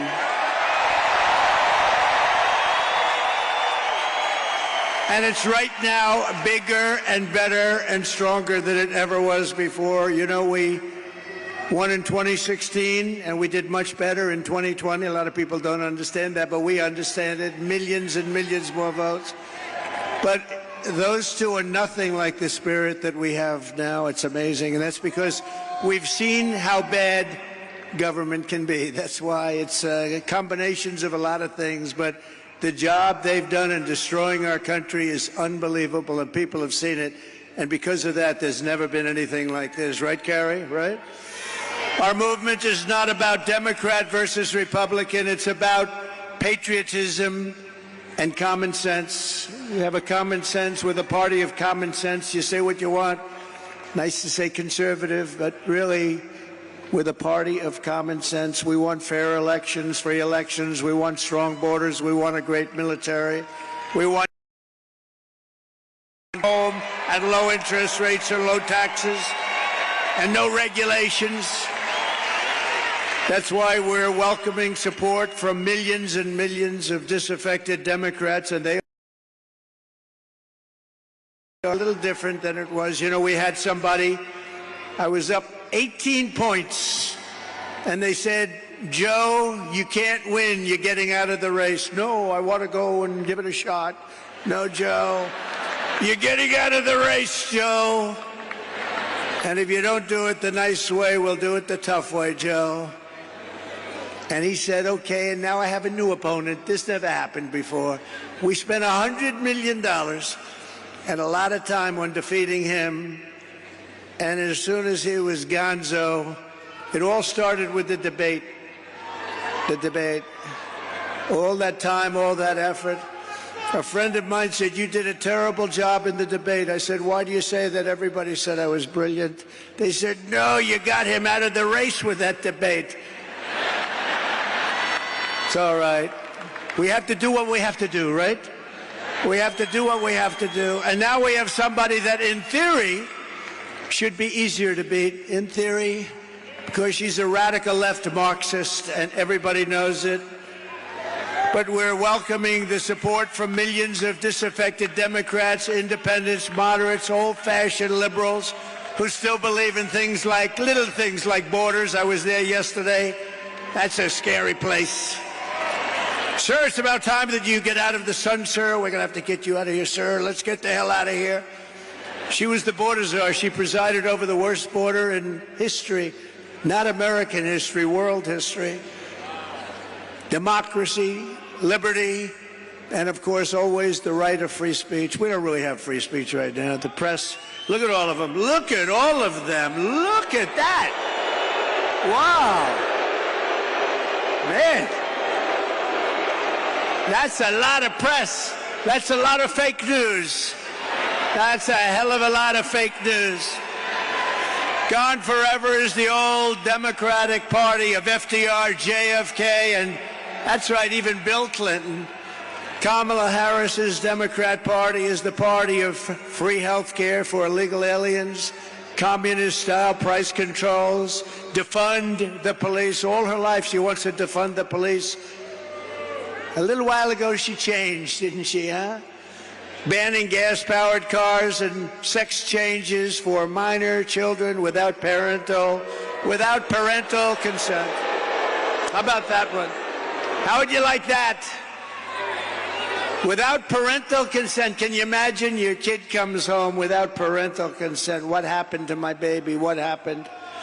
The true divide in American politics today is between these far-left fascists, led by Harris and her group, and you know who her group is, and citizens of all political backgrounds who love our country, share traditional American values, the values that you have right here in this great state, and look past our differences to unite around a thing called our great American flag. And we should speak to our great congressmen and congresswomen. They ought to make it illegal to burn the American flag.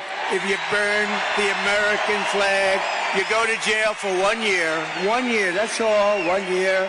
You burn the American flag, because in Chicago at the Democrat deal, they were burning flags all over the place. You burn the American flag. They say it's unconstitutional to do that. I think it's constitutional. You burn the American flag, you go to jail for 1 year. Nobody's going to be burning the American flag anymore.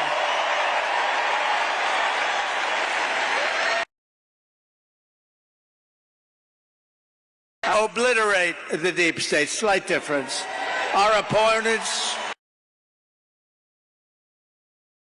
join with warmongers and neocons to wage endless wars, these wars that never end. We don't even know who the hell the country is that we're fighting. We believe that America is strongest when America is at peace. We want peace through strength. That's what we want. Like we had 4 years ago. We didn't have any wars, except we wiped out ISIS very quickly. It was supposed to take 5 years to beat ISIS. I did it in 3 weeks. They support coercive COVID vaccine mandates and want to fire you. If you don't obey, you get fired. We oppose these mandates as a fundamental violation of our God-given rights. We don't want the mandates. We don't want the mandates. They want to arrest their political opponents and silence those who disagree. We reject censorship in all forms, and we believe in freedom, open debate, and fair, equal, and impartial justice under the constitutional rule of law. Our opponents slander us as a threat to democracy. Trump is a threat to democracy. No, they're a threat to democracy. How many times have you heard, it's a talking point for them, right, Deb? It's a talking point. Donald Trump is a threat to democracy. And those guys say it too, because they're the subsidiary of the Democrat Party. Meanwhile, they rig their primaries. They force out Joe Biden. They force him out of the 14 million votes in an unconstitutional coup. And they appoint a nominee who never got a single vote. And when she ran against this guy, and I'm no fan, he was the worst president in the history of our country. He let in millions and millions of people through her. Let in millions of people would destroy our country. But we're going to get those people out, the people that came in here from jails and prisons and mental institutions. But they threw them out. They ran against each other for the primary, and she never even made it to the first state, the great state of Iowa. Never made it. And now she's the one running. A little strange, isn't it? As you see, that's really a threat to democracy if you get right down to it, right? In our movement, we know that democracy does not mean rule by the Democrat establishment. It means rule by the American people.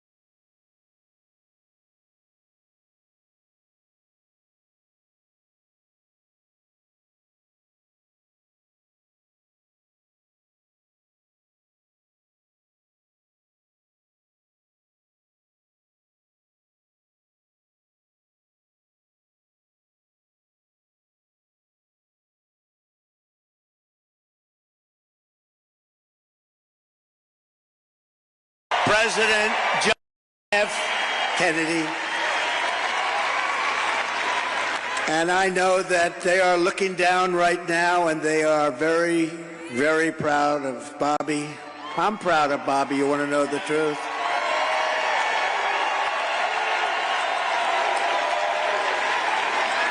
And I don't think I've ever introduced anyone that got applause like he just got. I must tell you, I don't think it's true. I don't think I've ever introduced anybody that got applause like that.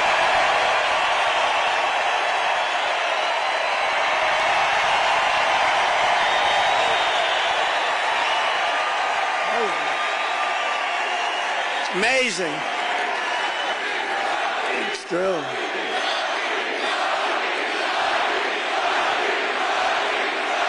Amazing.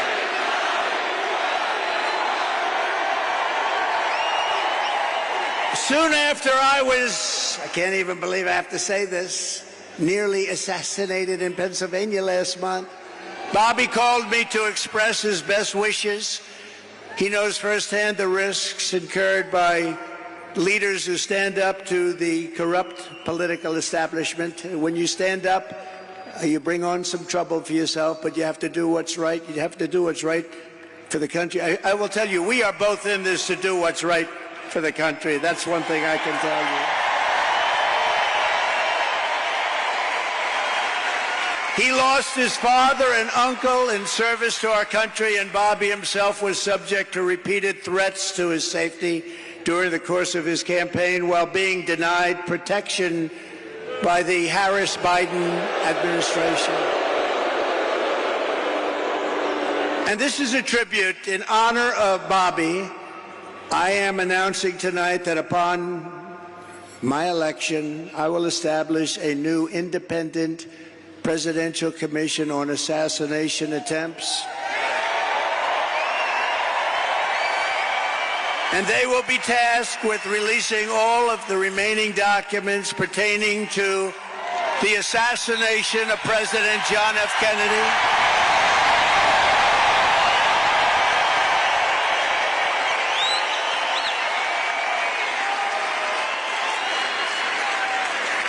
And they will also conduct a rigorous review of the attack last month. But I tell you, I have never had more people ask me, please, sir, release the documents on the Kennedy assassination. And we're going to do that. And I also want to salute Bobby's decades of work as an advocate for the health of our families and our children. Nobody's done more. Millions and millions of Americans who want clean air, clean water, and a healthy nation have concerns about toxins in our environment and pesticides in our food. That's why today I'm repeating my pledge to establish a panel of top experts working with Bobby to investigate what is causing the decades-long increase in chronic health problems and childhood diseases, including autoimmune disorders, autism, obesity, infertility, and many more. We want every child in America to grow up and to live a long and healthy life. So I just want to ask Bobby to speak for a little while. I'll stand aside. I'm going to stand aside. But I can only tell you, I've known him a long time. We've been a little bit on the opposite side of the equation. Brilliant. I still think of him as young. He's not that young. I always call him young, but he's not that young. But he is a phenomenal person, a phenomenal man who loves the people of this country as much as anybody can love the people of this country. So, Bobby, please say a few words. Thank you very much.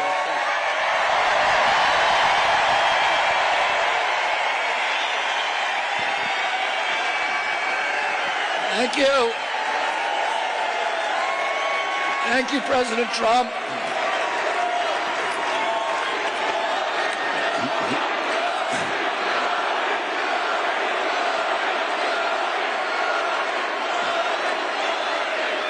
Thank you.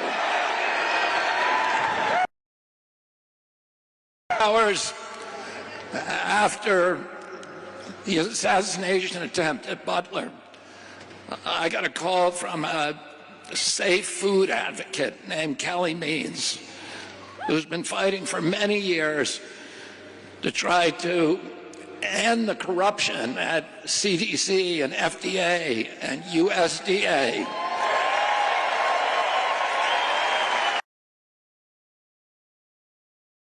These regulatory agencies are actually run by the big food processing companies, the big ag and the chemical companies that they're supposed to regulate.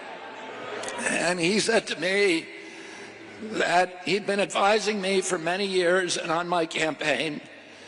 And he told me that night that he was also advising President Trump. And he asked if I would talk to President Trump. And I said, of course. And about a few minutes later, I got a call from the president, and we talked. We had a very good talk. And then he invited me to come see him the next day, and I went to Minneapolis and saw him. We met again a couple of weeks later in Florida, and we talked about, not about the things that separate us because we don't agree on everything, but on the values and the issues that bind us together. And one of the issues that he talked about was having safe food and ending the chronic disease epidemic.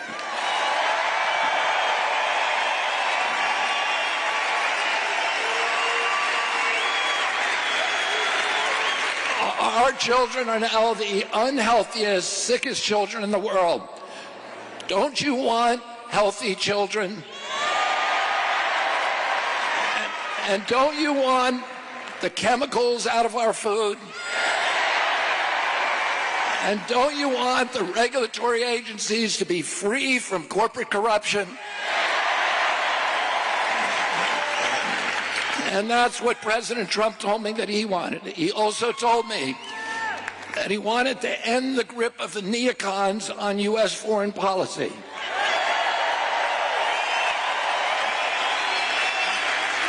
He said he didn't want any more $200 billion wars in Ukraine, that we could use that money back here in the United States.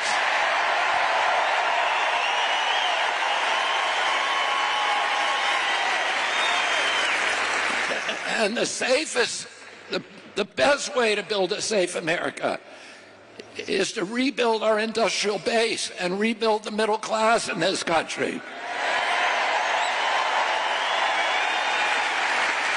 And don't you want a president who's going to get us out of the wars and who's going to rebuild the middle class in this country?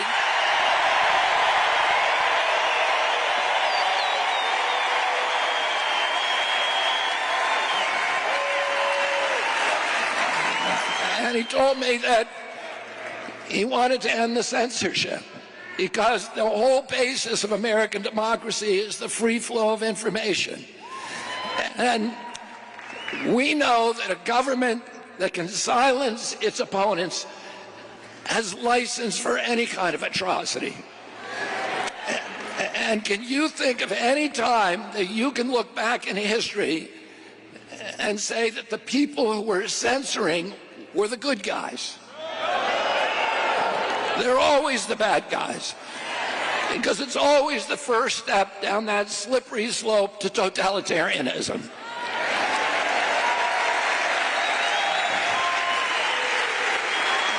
And don't you want a president who's going to protect America's freedoms?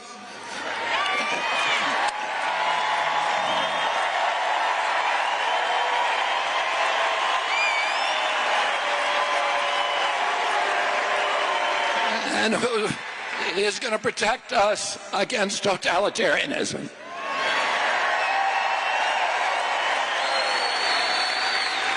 And I want to ask you again, don't you want a safe environment for your children? Don't you want to know that the food that you're feeding them is not filled with chemicals that are going to give them cancer and chronic disease?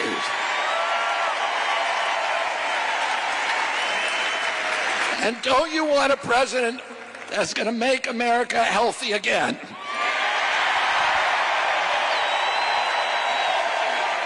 Thank you all very, very much, and God bless you, and God bless America.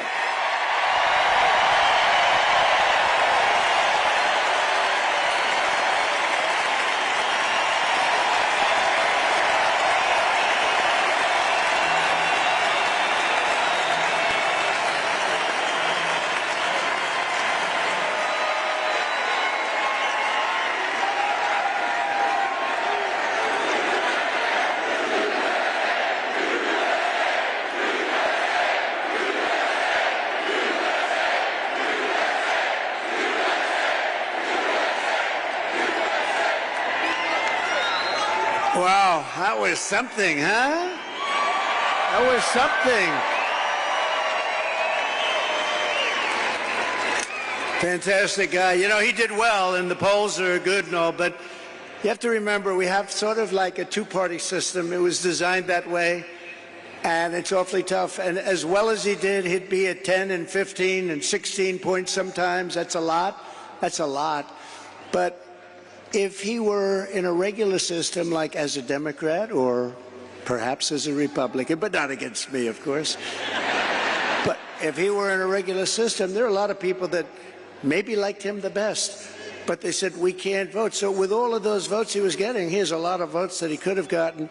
I think he's going to have a huge influence. We're leading now, but I think he's going to have a huge influence on this campaign.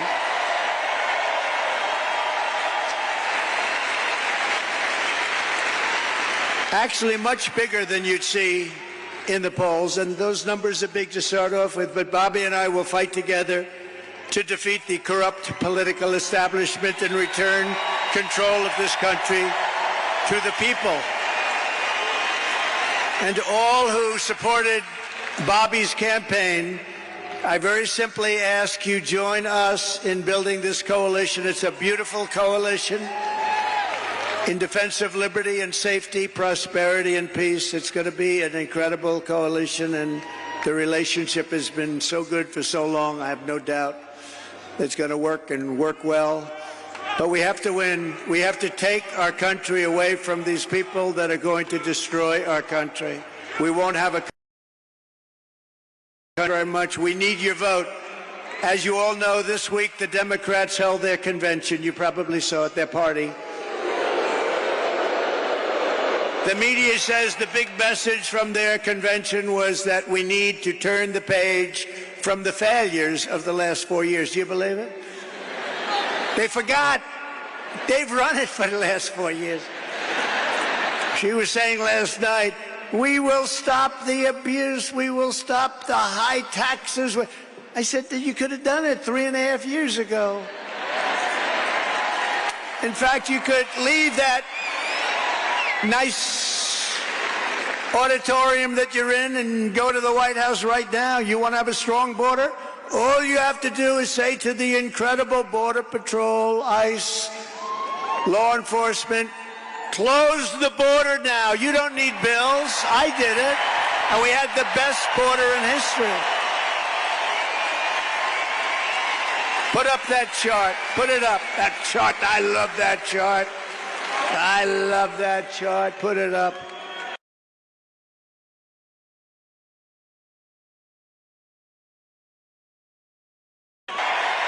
I love that chart.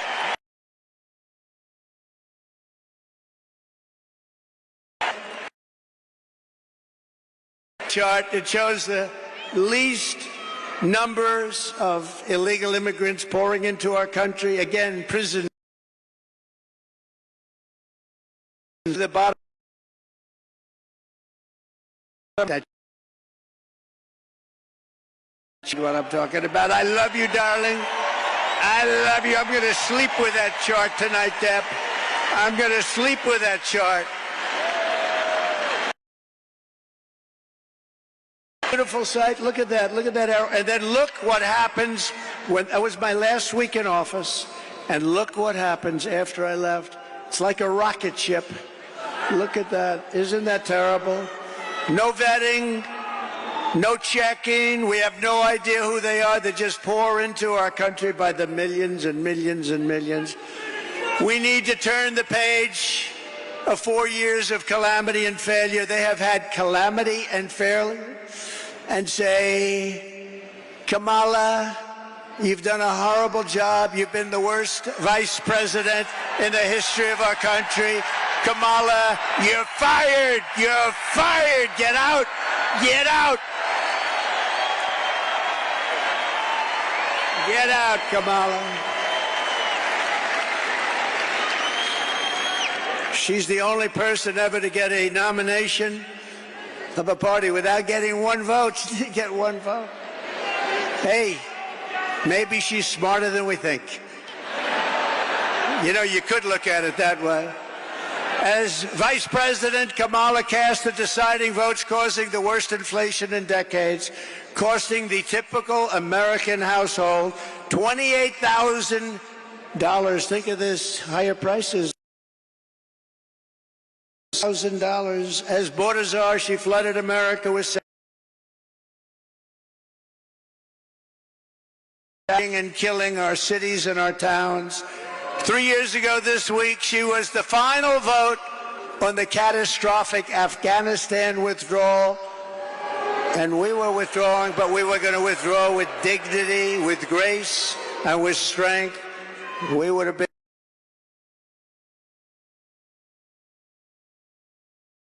an event in the history of our country leading to her. So that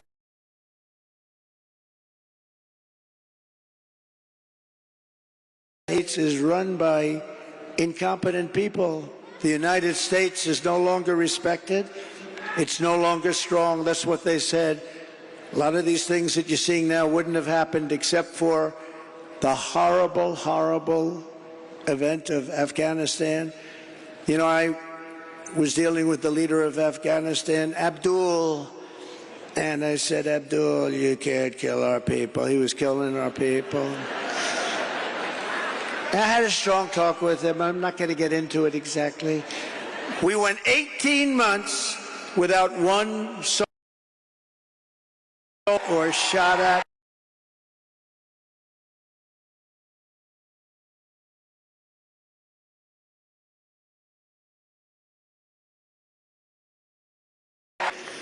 Probably 10 or 12 million more.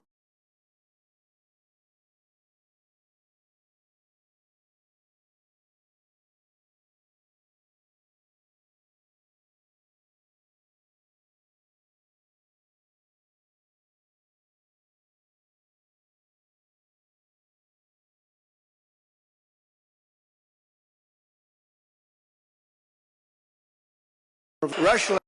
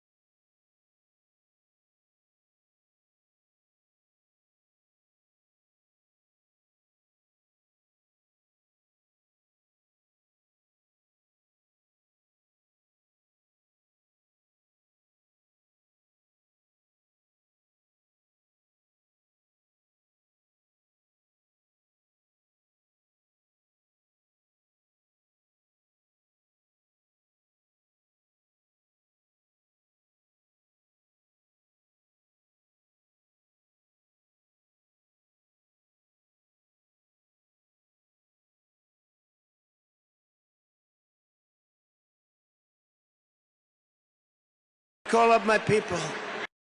Say they're knocking the hell out of me, and you say I shouldn't get personal. I have to get personal, don't I? I have to get personal. I have to get personal. But I'm going to do my best. So they're allowed to get personal with me, but I'm not allowed to get personal to them.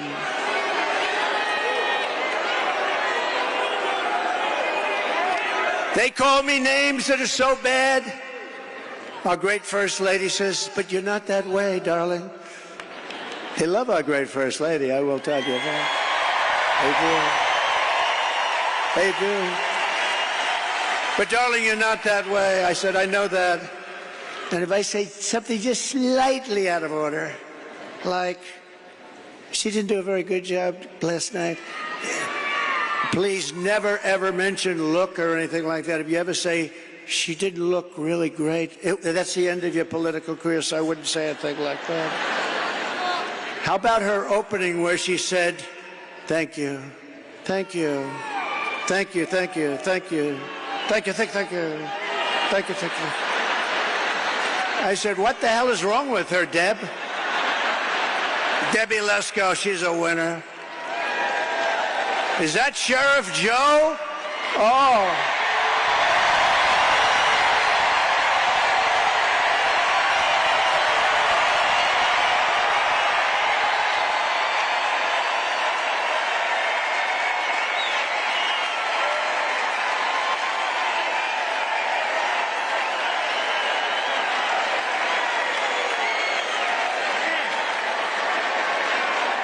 That's Sheriff Joe.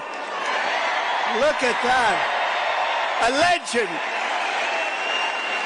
You know, Sheriff Joe's looking at these clowns where they have no idea what they're doing, where people come in by the millions. He had nobody come in. Remember, he dressed everybody in pink. Remember that, right? Is that right, Joe? They had to dress in pink. I mean, it wasn't the worst thing. It wasn't bad. I mean, you know, you got a lot of killers that had to dress. But pink underwear, pink undershirt, and a pink outfit. Because he didn't want them coming into our country. Do you remember Arizona when Sheriff Joe was at the border? You didn't have people coming in.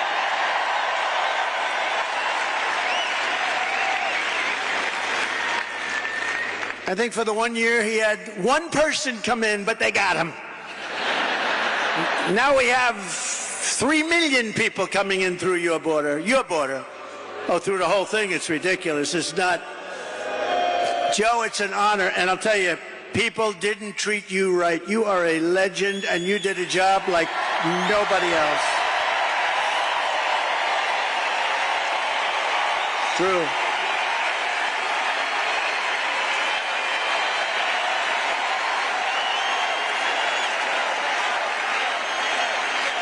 Great going, Joe. And we love your wife. He lost his wife a few years ago, and she was a hell of a woman, right, Joe? But she's looking down at you, and she's proud of you. She's saying, you did very well with this group of people.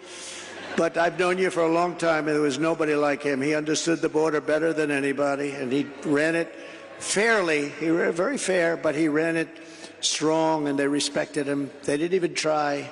So thank you very much, Joe. And your wife is... she's proud of you. She's proud of you. Very proud of you. We're grateful to be joined tonight by the founder of Turning Point Action, a gentleman named Charlie Kirk.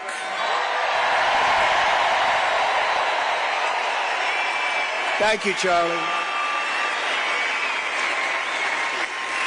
What a job he does. I said, Charlie, do me a favor. We got this thing won, but do me a favor, make sure they don't cheat. The only way they can do anything is if they cheat like hell, and we've been victims of that. Make sure they don't cheat, Charlie. We don't need the votes. We just want to make sure that they don't cheat. Hello, Sheriff. How are we doing? How are you guys doing? Good. Thank you. We need every sheriff to get over there, every law enforcement official, because we got the votes. We got to make sure everything's on the up and up. Charlie and his team of people, I mean, he's got hundreds of thousands of young, discriminatory. Charlie, have you ever been sued by old people for not accepting them? He's got the youngest looking group of people, and they're warriors. They're unbelievable. The job Charlie has done.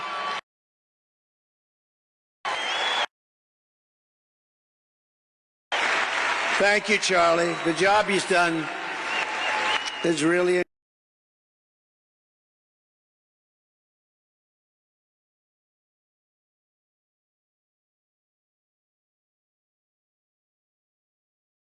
the whole country, and she's going to make sure everything's on the up and up.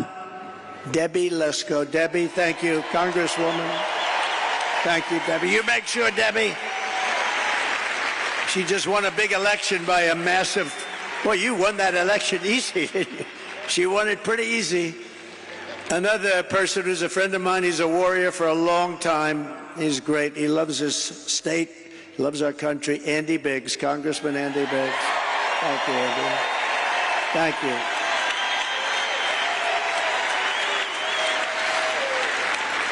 And two other warriors, a young one and a little bit older one, but boy, they are tough. You don't get tougher than Eli Crane and Paul Gosar. Paul Gosar.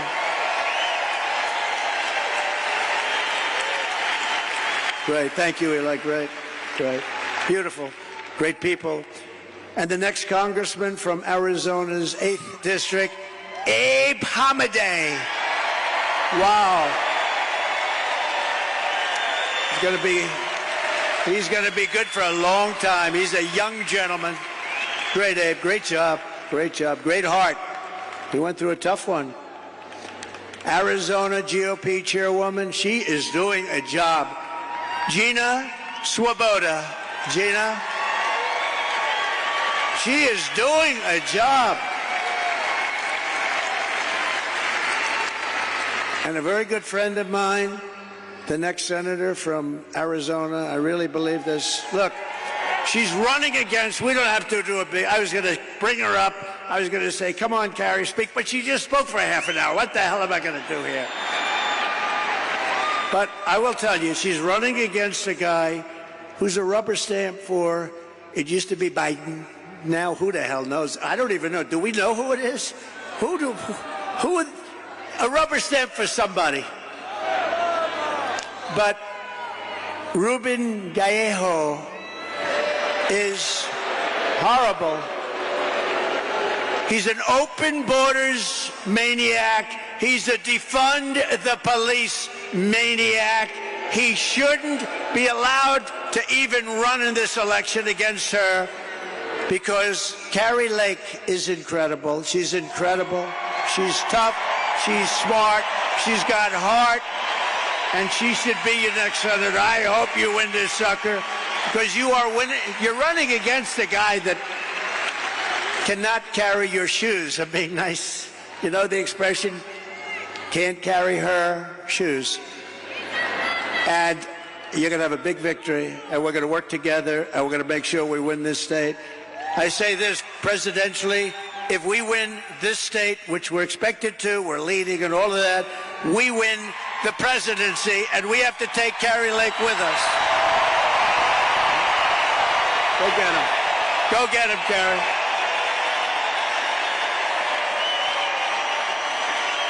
Go get him, Carrie.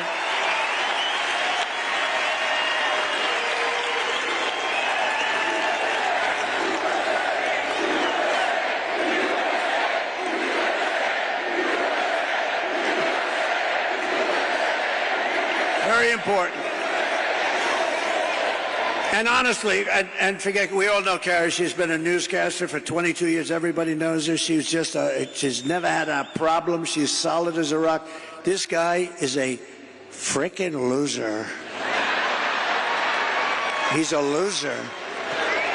So with that, we'll go on. But good luck, Carrie. We love you. Special.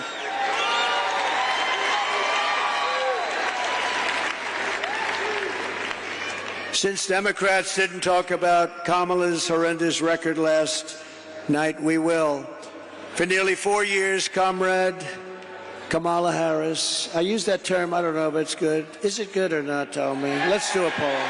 Let's do a poll. I love these free polls. Instead of spending $250,000 to a pollster that doesn't even poll, you know what they do? They take your money, they say, let's see, all right, 49 to 50. Well, no, it's one of the greatest businesses in history. I get a free poll here. Do you like the name? She's a radical left lunatic, okay? She's a defunder of the police. She wants to defund all the things that we talk about. Do I call her Comrade Kamala Harris or do I not? Ready?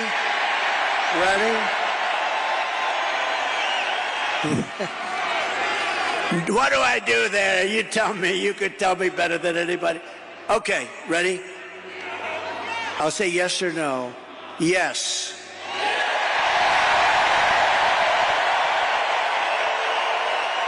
No. Comrade Kamala Harris.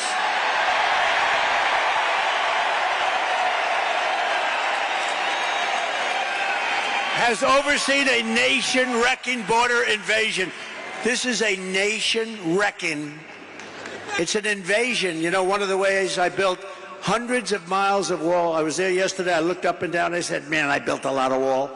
And we could have put up 200 miles more, but they didn't want to do it. And that's when I said, you know, I think they really want open borders. But we built much more wall than I said I was going to build. And you couldn't see the end of it yesterday. You couldn't see the end. We had a news conference, but it's a dangerous area. It's a dangerous area because of her, because of him. But he put her in charge, you know, whether she's borders are. And that's what she was called. Only recently did she say she doesn't have that. But you know what? She has been the worst manager. And the Border Patrol never even saw her. They never even met her. She's in charge of it. They never even met her. And you suffered the price. She's allowed at least 20 million illegal aliens into our country, including millions and millions of unvetted fighting-age men from 159 countries. You know, it's no longer just South America. They come from Africa, the Congo. They come from a lot of coming from jails in the Congo. Let me tell you, these people, the nice thing, they make our criminals look like the nicest people on earth. That's how tough they are. They come from the Middle East. They come from areas that we're fighting. They come from enemy terrain.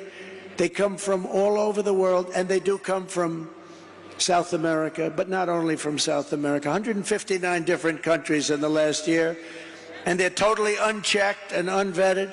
Every single year she's been in office, she has set an all-time high illegal border crossings record, triple and quadruple what the year before, where I'd have like 150,000 and she'd have 2.5 million. What she has done to this country, nobody can tell you. You know, she destroyed San Francisco as the district attorney. She destroyed California. You know that. This is a woman that's going to take. She destroyed California. She had a policy. If you steal less than $950, you're allowed to keep it. You can go. We're not going to prosecute.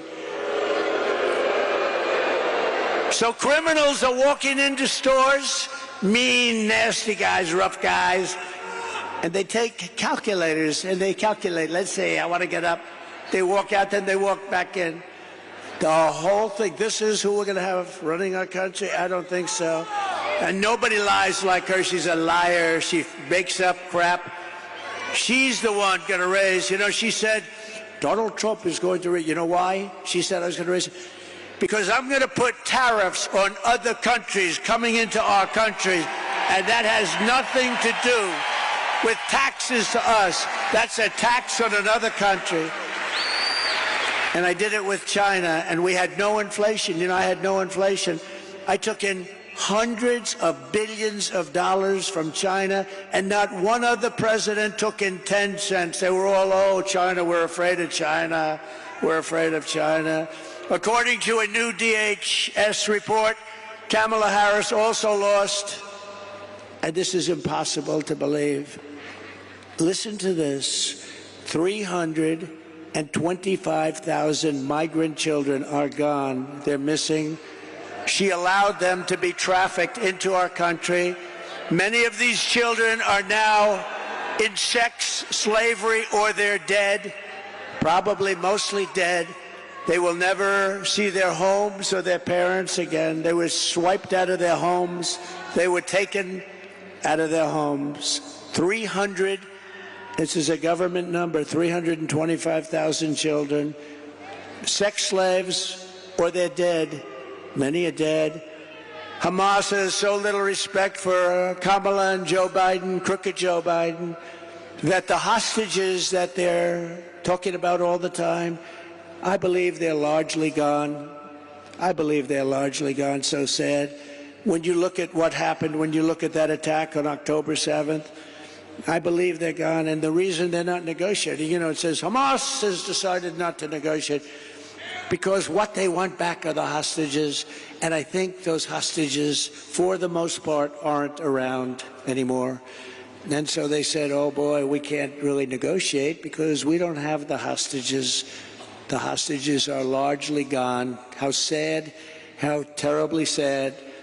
If they feared and respected Joe Biden and Kamala, they would never have killed those hostages. They would have never attacked. They would never have attacked when I was president. Iran was broke. Iran was broke. I told China, if you spend any money on buying oil from Iran, you'll never do business in the United States again, and we're going to put a 200% tariff on you. And Iran was broke, and they had no money for Hamas, and they had no money for Hezbollah. You can check your numbers. Look at it. When my last year, they had no money. We had no terrorism. You know, for 4 years, I didn't have any terrorism. Do you notice that? None. And when they asked Viktor Orban, the Prime Minister of Hungary, very strong guy, what is the reason that things are so bad now? The Middle East is blowing up. Russia's blowing up with Ukraine. There's wars starting all over the place. Looks like bad things could happen in Taiwan with China. What's the reason? He says, you got to get Donald Trump back as president. You won't have any problems. That's what he said. It's true. It's true. They respected your country. They respected your leader, but they respected our country. Now they laugh at our country. Our country has become a joke. She's provided deportation immunity to the vast majority of criminal aliens living inside the United States and is importing MS-13 gang members, known as the most violent gang of them all, into our cities and into our high school. Think of it, they're coming into our high schools. Kamala has set loose thousands of Venezuelan gang members who, according to law enforcement bulletins, have been given a license to shoot American police officers. You know that, right? Under Harris, ICE deportations are at the lowest level in history, the history of our country. She supports deadly sanctuary cities. Now, of course, she's flip-flopping on everything. You do know that, right? You know that, Joe? She's flip-flopping on everything. Debbie, right? She's a flip-flopper. Andy, she's a flip-flopper. She flip-flops on everything. Because she was polled. She said she didn't do too well. That's probably why she was the first out of 22 people. I can't get over it. She was the first failure. And now she's running. Oh, we're going to beat her. I look forward to the debate, too. I do look forward to the debate. Look forward to it. She called for abolishing ICE. These are great patriots who are tough as hell. You need tough people. She's compared ICE agents to the KKK. She wants to repeal the federal law that makes illegal immigration a crime, making illegal immigration totally legal. It's okay to come into our country. She wants to release all of the thousands of criminal illegal aliens that are locked up in detention centers, and these are the toughest of them all. She wants to release them into our country.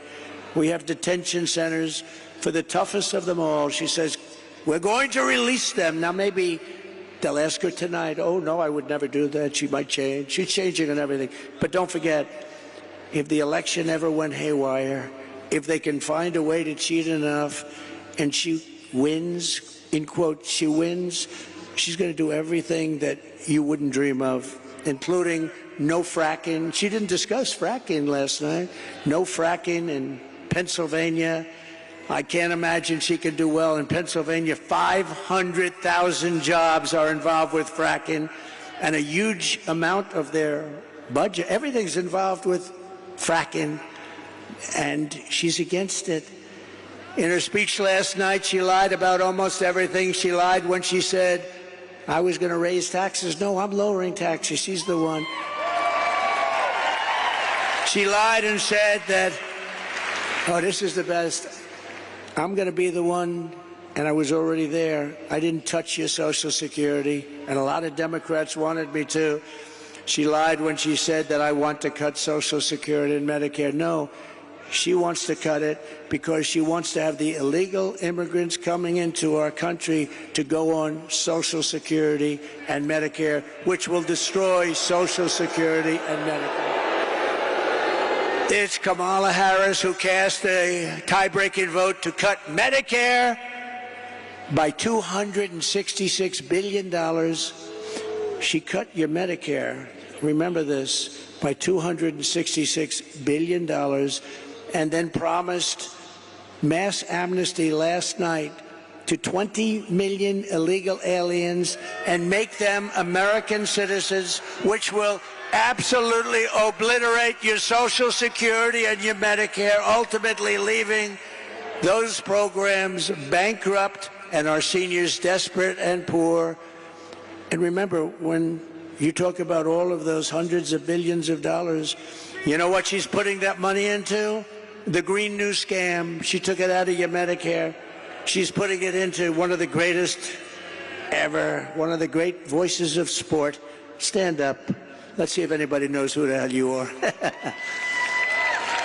Good job. You're a good man. He's done a good job. But she took it out and she wants to put it in. She put it into the Green New Scam. She said the border was safe under her direction. You know, they're the party of disinformation and misinformation. They'll say something 100 times. The border was safe. Did you see last night? The border's safe. The first time she said that was about 2 months ago, and she went like this. The border was safe. She started choking. It's horrible. They are the misinformation, disinformation. They lie. They keep saying the same untruth over and over again. And you know, you're not like in my business. You're not in this political business like these people.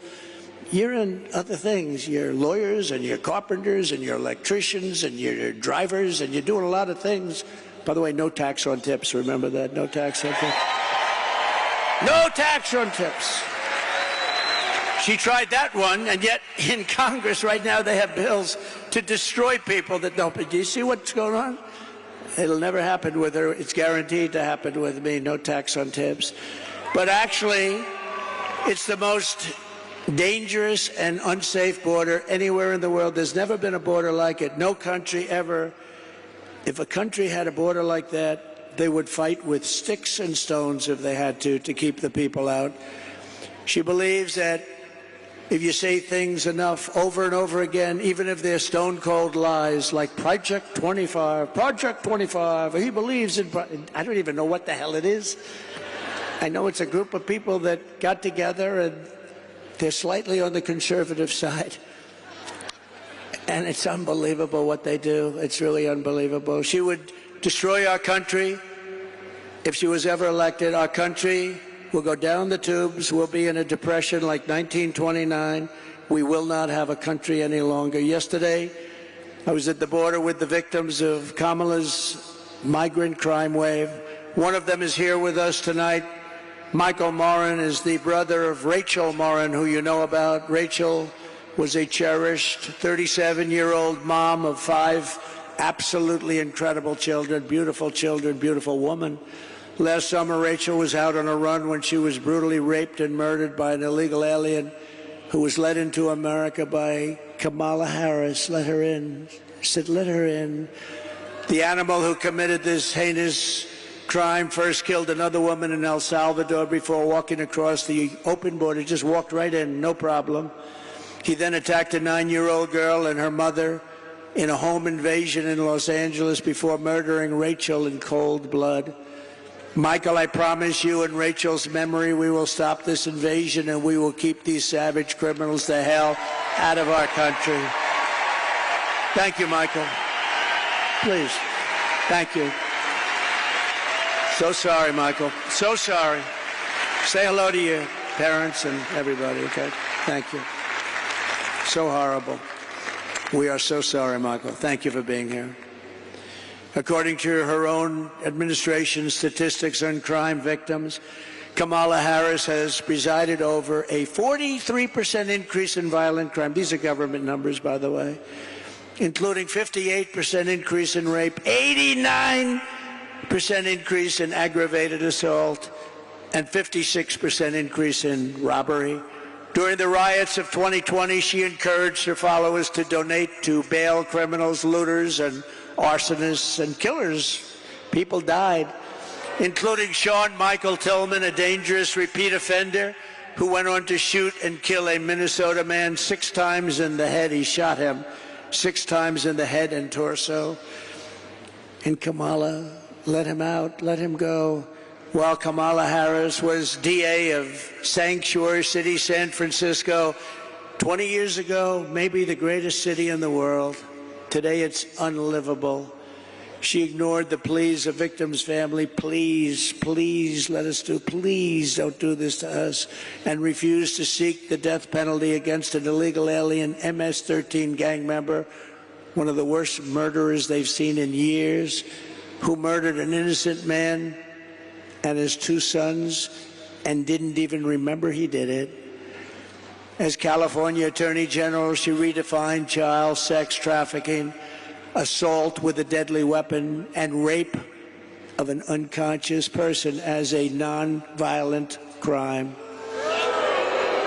Comrade Kamala Harris destroyed single-handedly, with some help from the worst governor in our nation, Gavin Newsom, both San Francisco and California itself. He's a terrible governor. What a governor.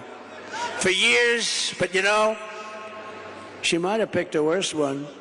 If you look at the numbers in Minnesota, we hope we're going to win Minnesota. You know, it hasn't been won since 1972, Richard Nixon. But we're doing well there, too. But the governor is horrible. You know what he did? He approved a bill to give tampons in every young man's bathroom. Right? Think of that. This is what we have. This is our vice president, our potential president. Tampons in boys' bathrooms. For years, Kamala Harris has pushed legislation to strip police officers of protection, trying to bankrupt them and ruin their lives for doing their jobs. No protection, no immunity, no nothing. She even endorsed defund the police. I will never defund the police. I will only fund the police and fund them with plenty of money and pride. I will always back our law enforcement heroes in blue. We are pleased to be joined tonight by the president of the Arizona Police Association, Justin Harris. Oh, no, he's not a relation. Justin, are you a relation? Last name is Harris, spelled the same. I'm very concerned about this. I'm not really. But Justin Harris is a great gentleman who has a special announcement. Justin, would you please come up? Thank you.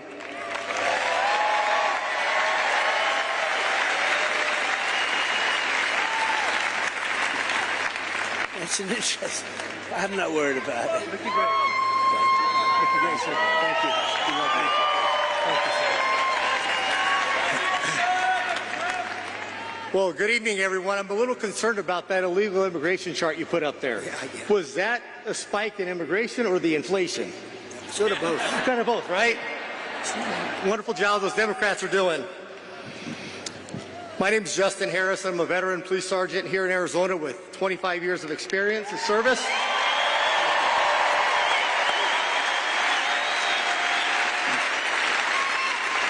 And I also have the privilege and the honor to serve as the state president of the Arizona Police Officers Association.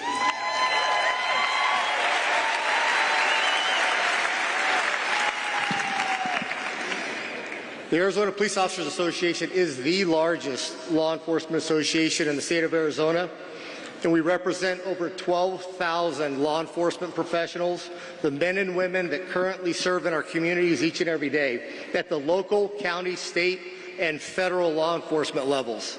We cover the entire state. And on behalf of the Arizona Police Association, we are proud to welcome President Trump to the great state of Arizona.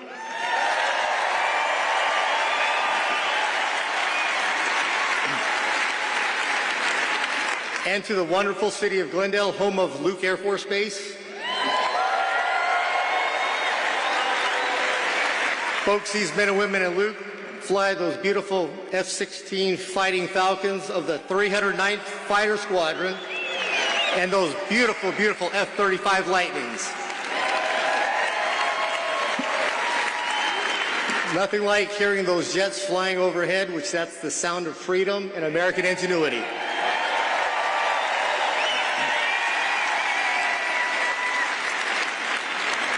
Also a special thank you to the Glendale Mayor, Jerry Wires, and the entire City Council for their unwavering support and advocacy for our police officers, active duty military, and our veterans. You're not going to find stronger advocates for our military, our veterans, and our police officers anywhere in the world other than Glendale. Thank you, Mayor and Council.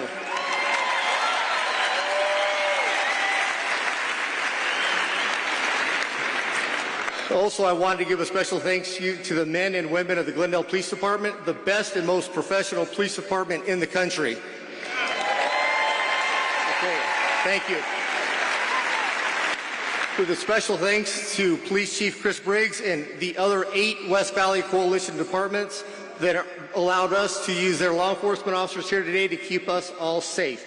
Thank you, gentlemen and women.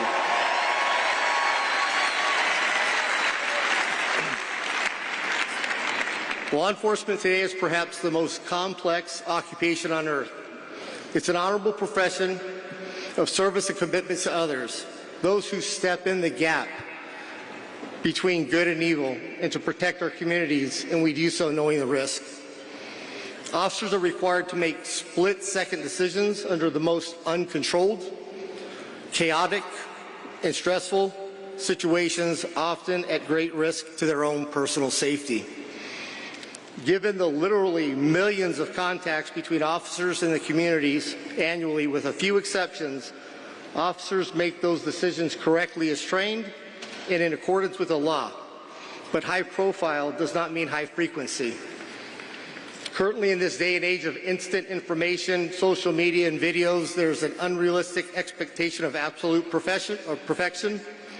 It is not possible to be perfect every time because we hire from the human race.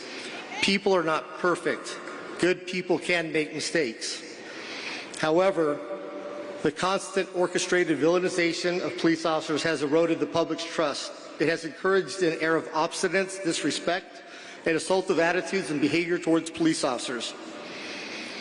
What was that name we called her? Was that Comrade Kamala? Was that what it was?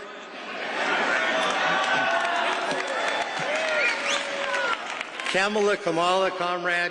Well, what we do know is she supported defunding the police, and the best term is they wanted to reimagine policing. I don't know what that means. She is part of the radicalized movement to degrade public safety and make our communities less safe. In contrast, under President Trump's first term in office, he always had our backs. Thank you for that. Thank you.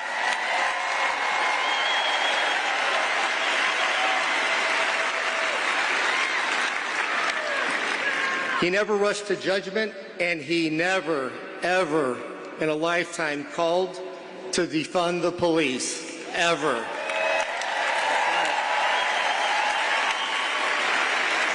And we owe him a debt of gratitude for that. Let's also forget, when President Donald Trump was president, he closed the borders and locked the door.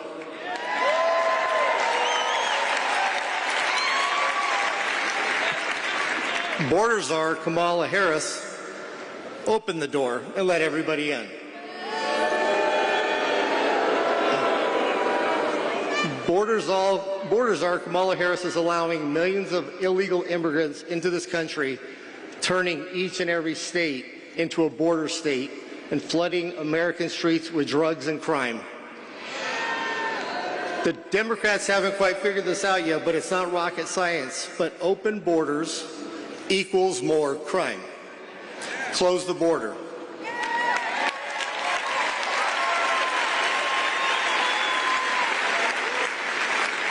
And my gut tells me that there's a gentleman standing up here on stage today that's going to do exactly that.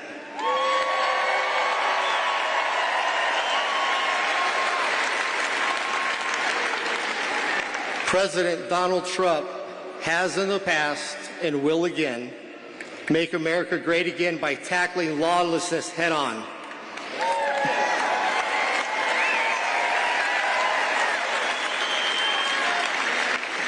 Ceasing the endless flow of illegal immigrants across our southern border and ensuring that police departments across the country have the funding, the training, and equipment necessary to do our jobs.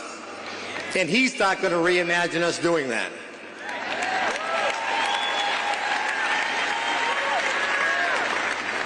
President Trump will stop the multi-million-dollar illicit trade that occurs each and every day at the border. Thanks to Comrade Kamala, with these open borders, the only group that she's enriched is the Mexican cartels, which have expanded over 160 countries across the world. They've done this by using human beings and human trafficking and treating them like dogs. The flow of illegal drugs in this country is unmatched in history. And they also have illegal vaping devices that are harming our communities and killing our kids, all being imported from China through the cartels. This has to stop. Kamala Harris, as borders are, deliberately obliterated the U.S. border to flood the country with illegals. They canceled the wall. They implemented catch and release and terminated Remain in Mexico and effectively shut down ICE, pulling those agents off of the front line, putting them in administrative duties to do paperwork and change diapers. Meanwhile, the front door of our country is wide open. President Trump will stop this.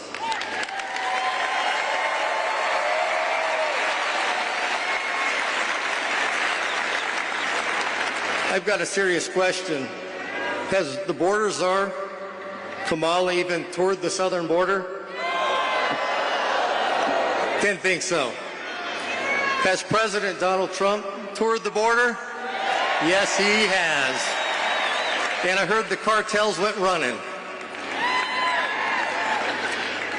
On average, there's over 5,000 illegal immigrants are being released into the country every day. Our country.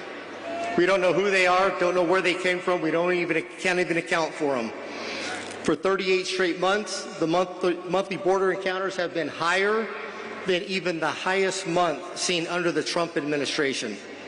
You can't tell me this isn't being done deliberately, because it is. In 2023 alone, more than 900,000 illegal immigrants were released into the interior of the U.S., unaccounted for, waiting for court dates, and nobody knows where they're at. That's the entire city of Mesa flowing into our countries, and that's the only ones we know about. Illegal drugs are flowing into this country at an alarming rate, with only 5% being intercepted at the border. Gotta go. Okay.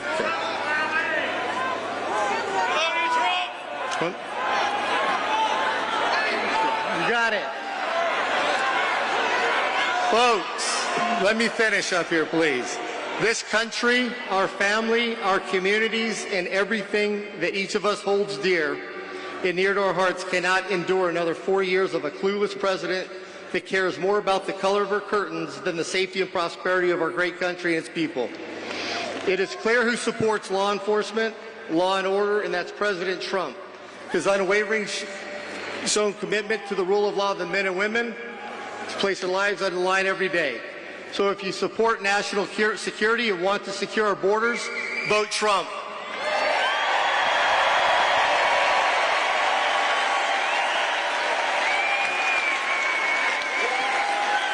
If you support law enforcement and safe communities, vote Trump. If you support getting our country back on track and making America great again, vote Donald J. Trump for president.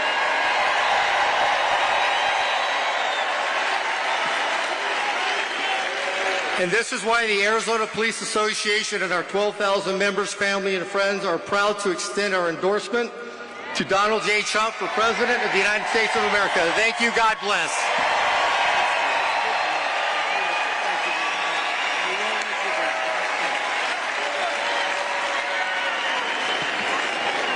Thank you very much.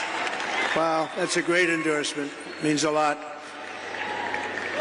So just in closing, I want to say that from the moment we take back the White House from Kamala Harris and crooked Joe Biden, crooked is a $4 bill. Used to say $3 bill. Now we say $4 bill.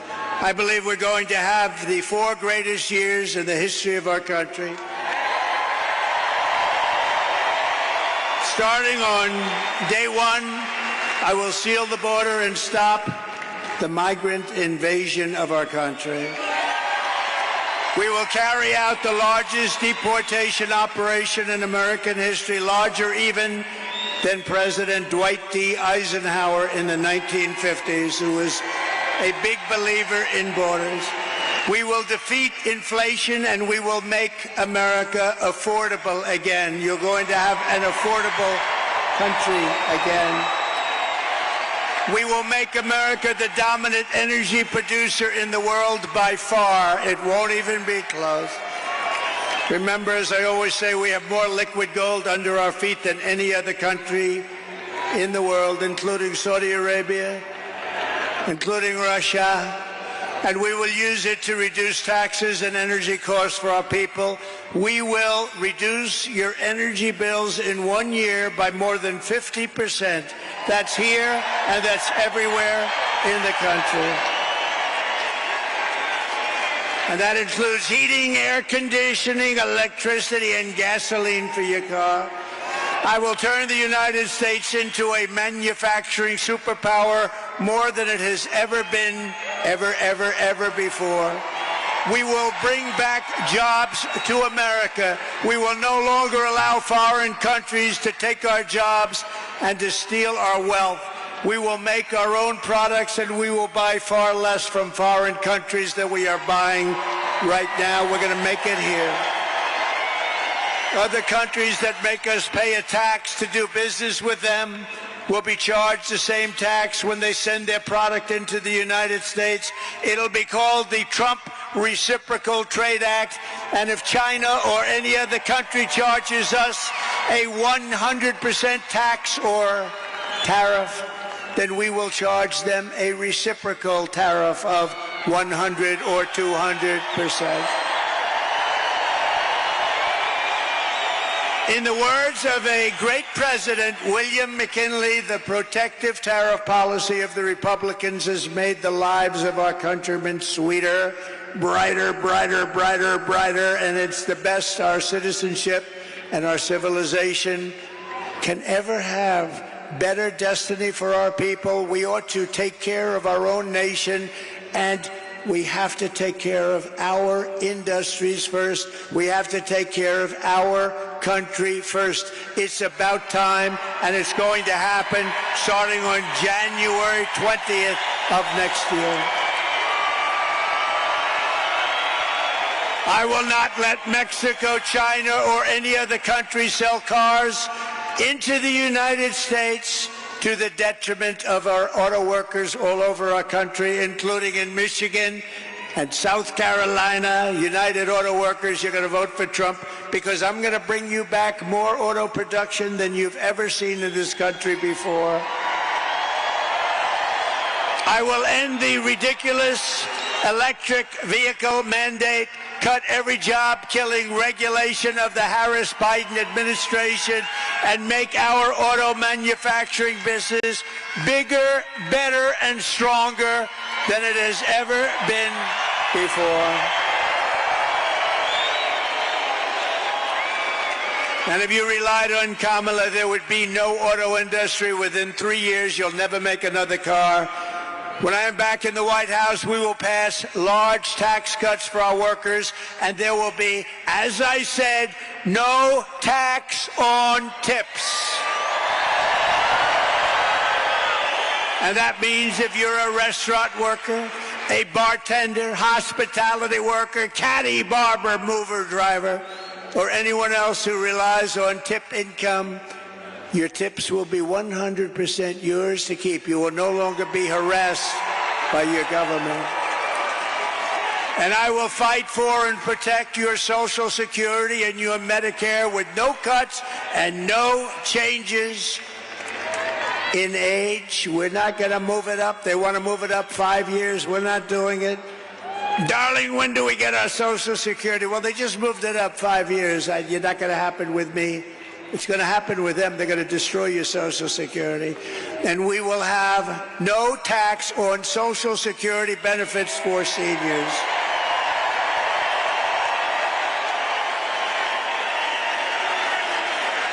They destroyed our seniors and everyone else with their horrible inflation, and then they give you small dollars with Social Security and they want you to pay tax. I don't know.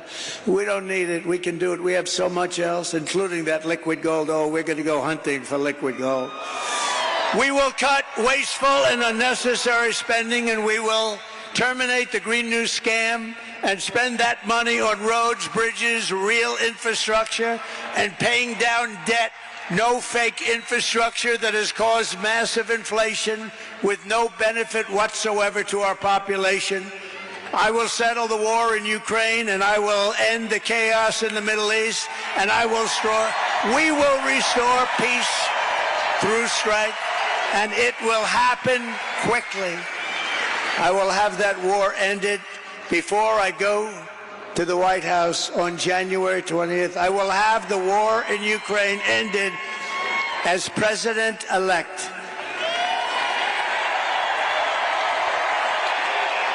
And we will end the weaponization of government against the American people, including myself, by the way. They've weaponized the government against the political opponent. Can you imagine?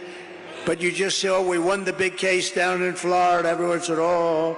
They weaponized it. They got their Justice Department to go after their political opponent, but they're not doing well. I'm the only one that ever happened to where my numbers went up. What do you think about that, Mr. Congressman? I don't think it's ever happened. They go after me and my numbers go up. Somebody's got to explain this.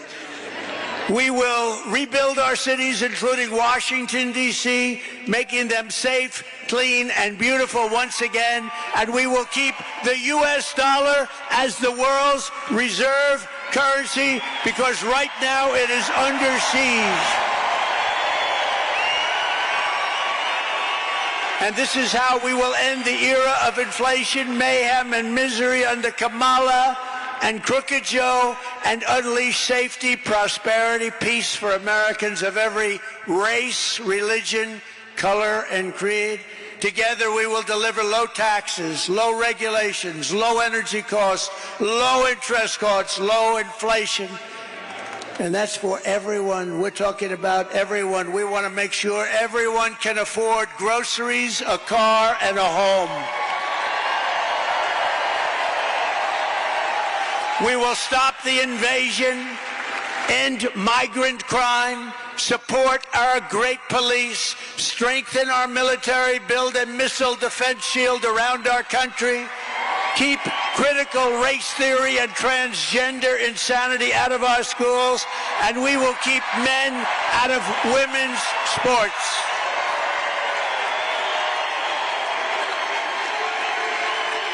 We will defend the Second Amendment, and we're going to restore. Those people don't allow it. The fake news doesn't allow it. We will restore free speech in our country, and we will secure our elections, Mr. Congressman. Everyone will prosper, every family will thrive, and every day will be filled with joy and opportunity and hope. But for that to happen, we must defeat Kamala Harris, a new name. We must stop her country-destroying liberal agenda once and for all. We have to put an end to it. So get your friends, get your family, register, volunteer, and get out to vote. We want a landslide that is too big, too rigged, too big, too rigged. Right? Right, Deb?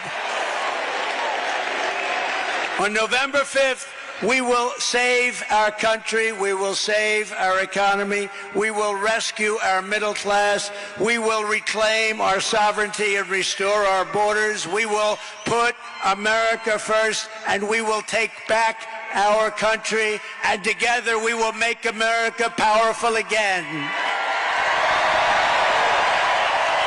We will make America wealthy again. We will make America strong again, so strong. We will make America proud again. We will make America safe again. We will make America free again. And we will make America great again. God bless you all.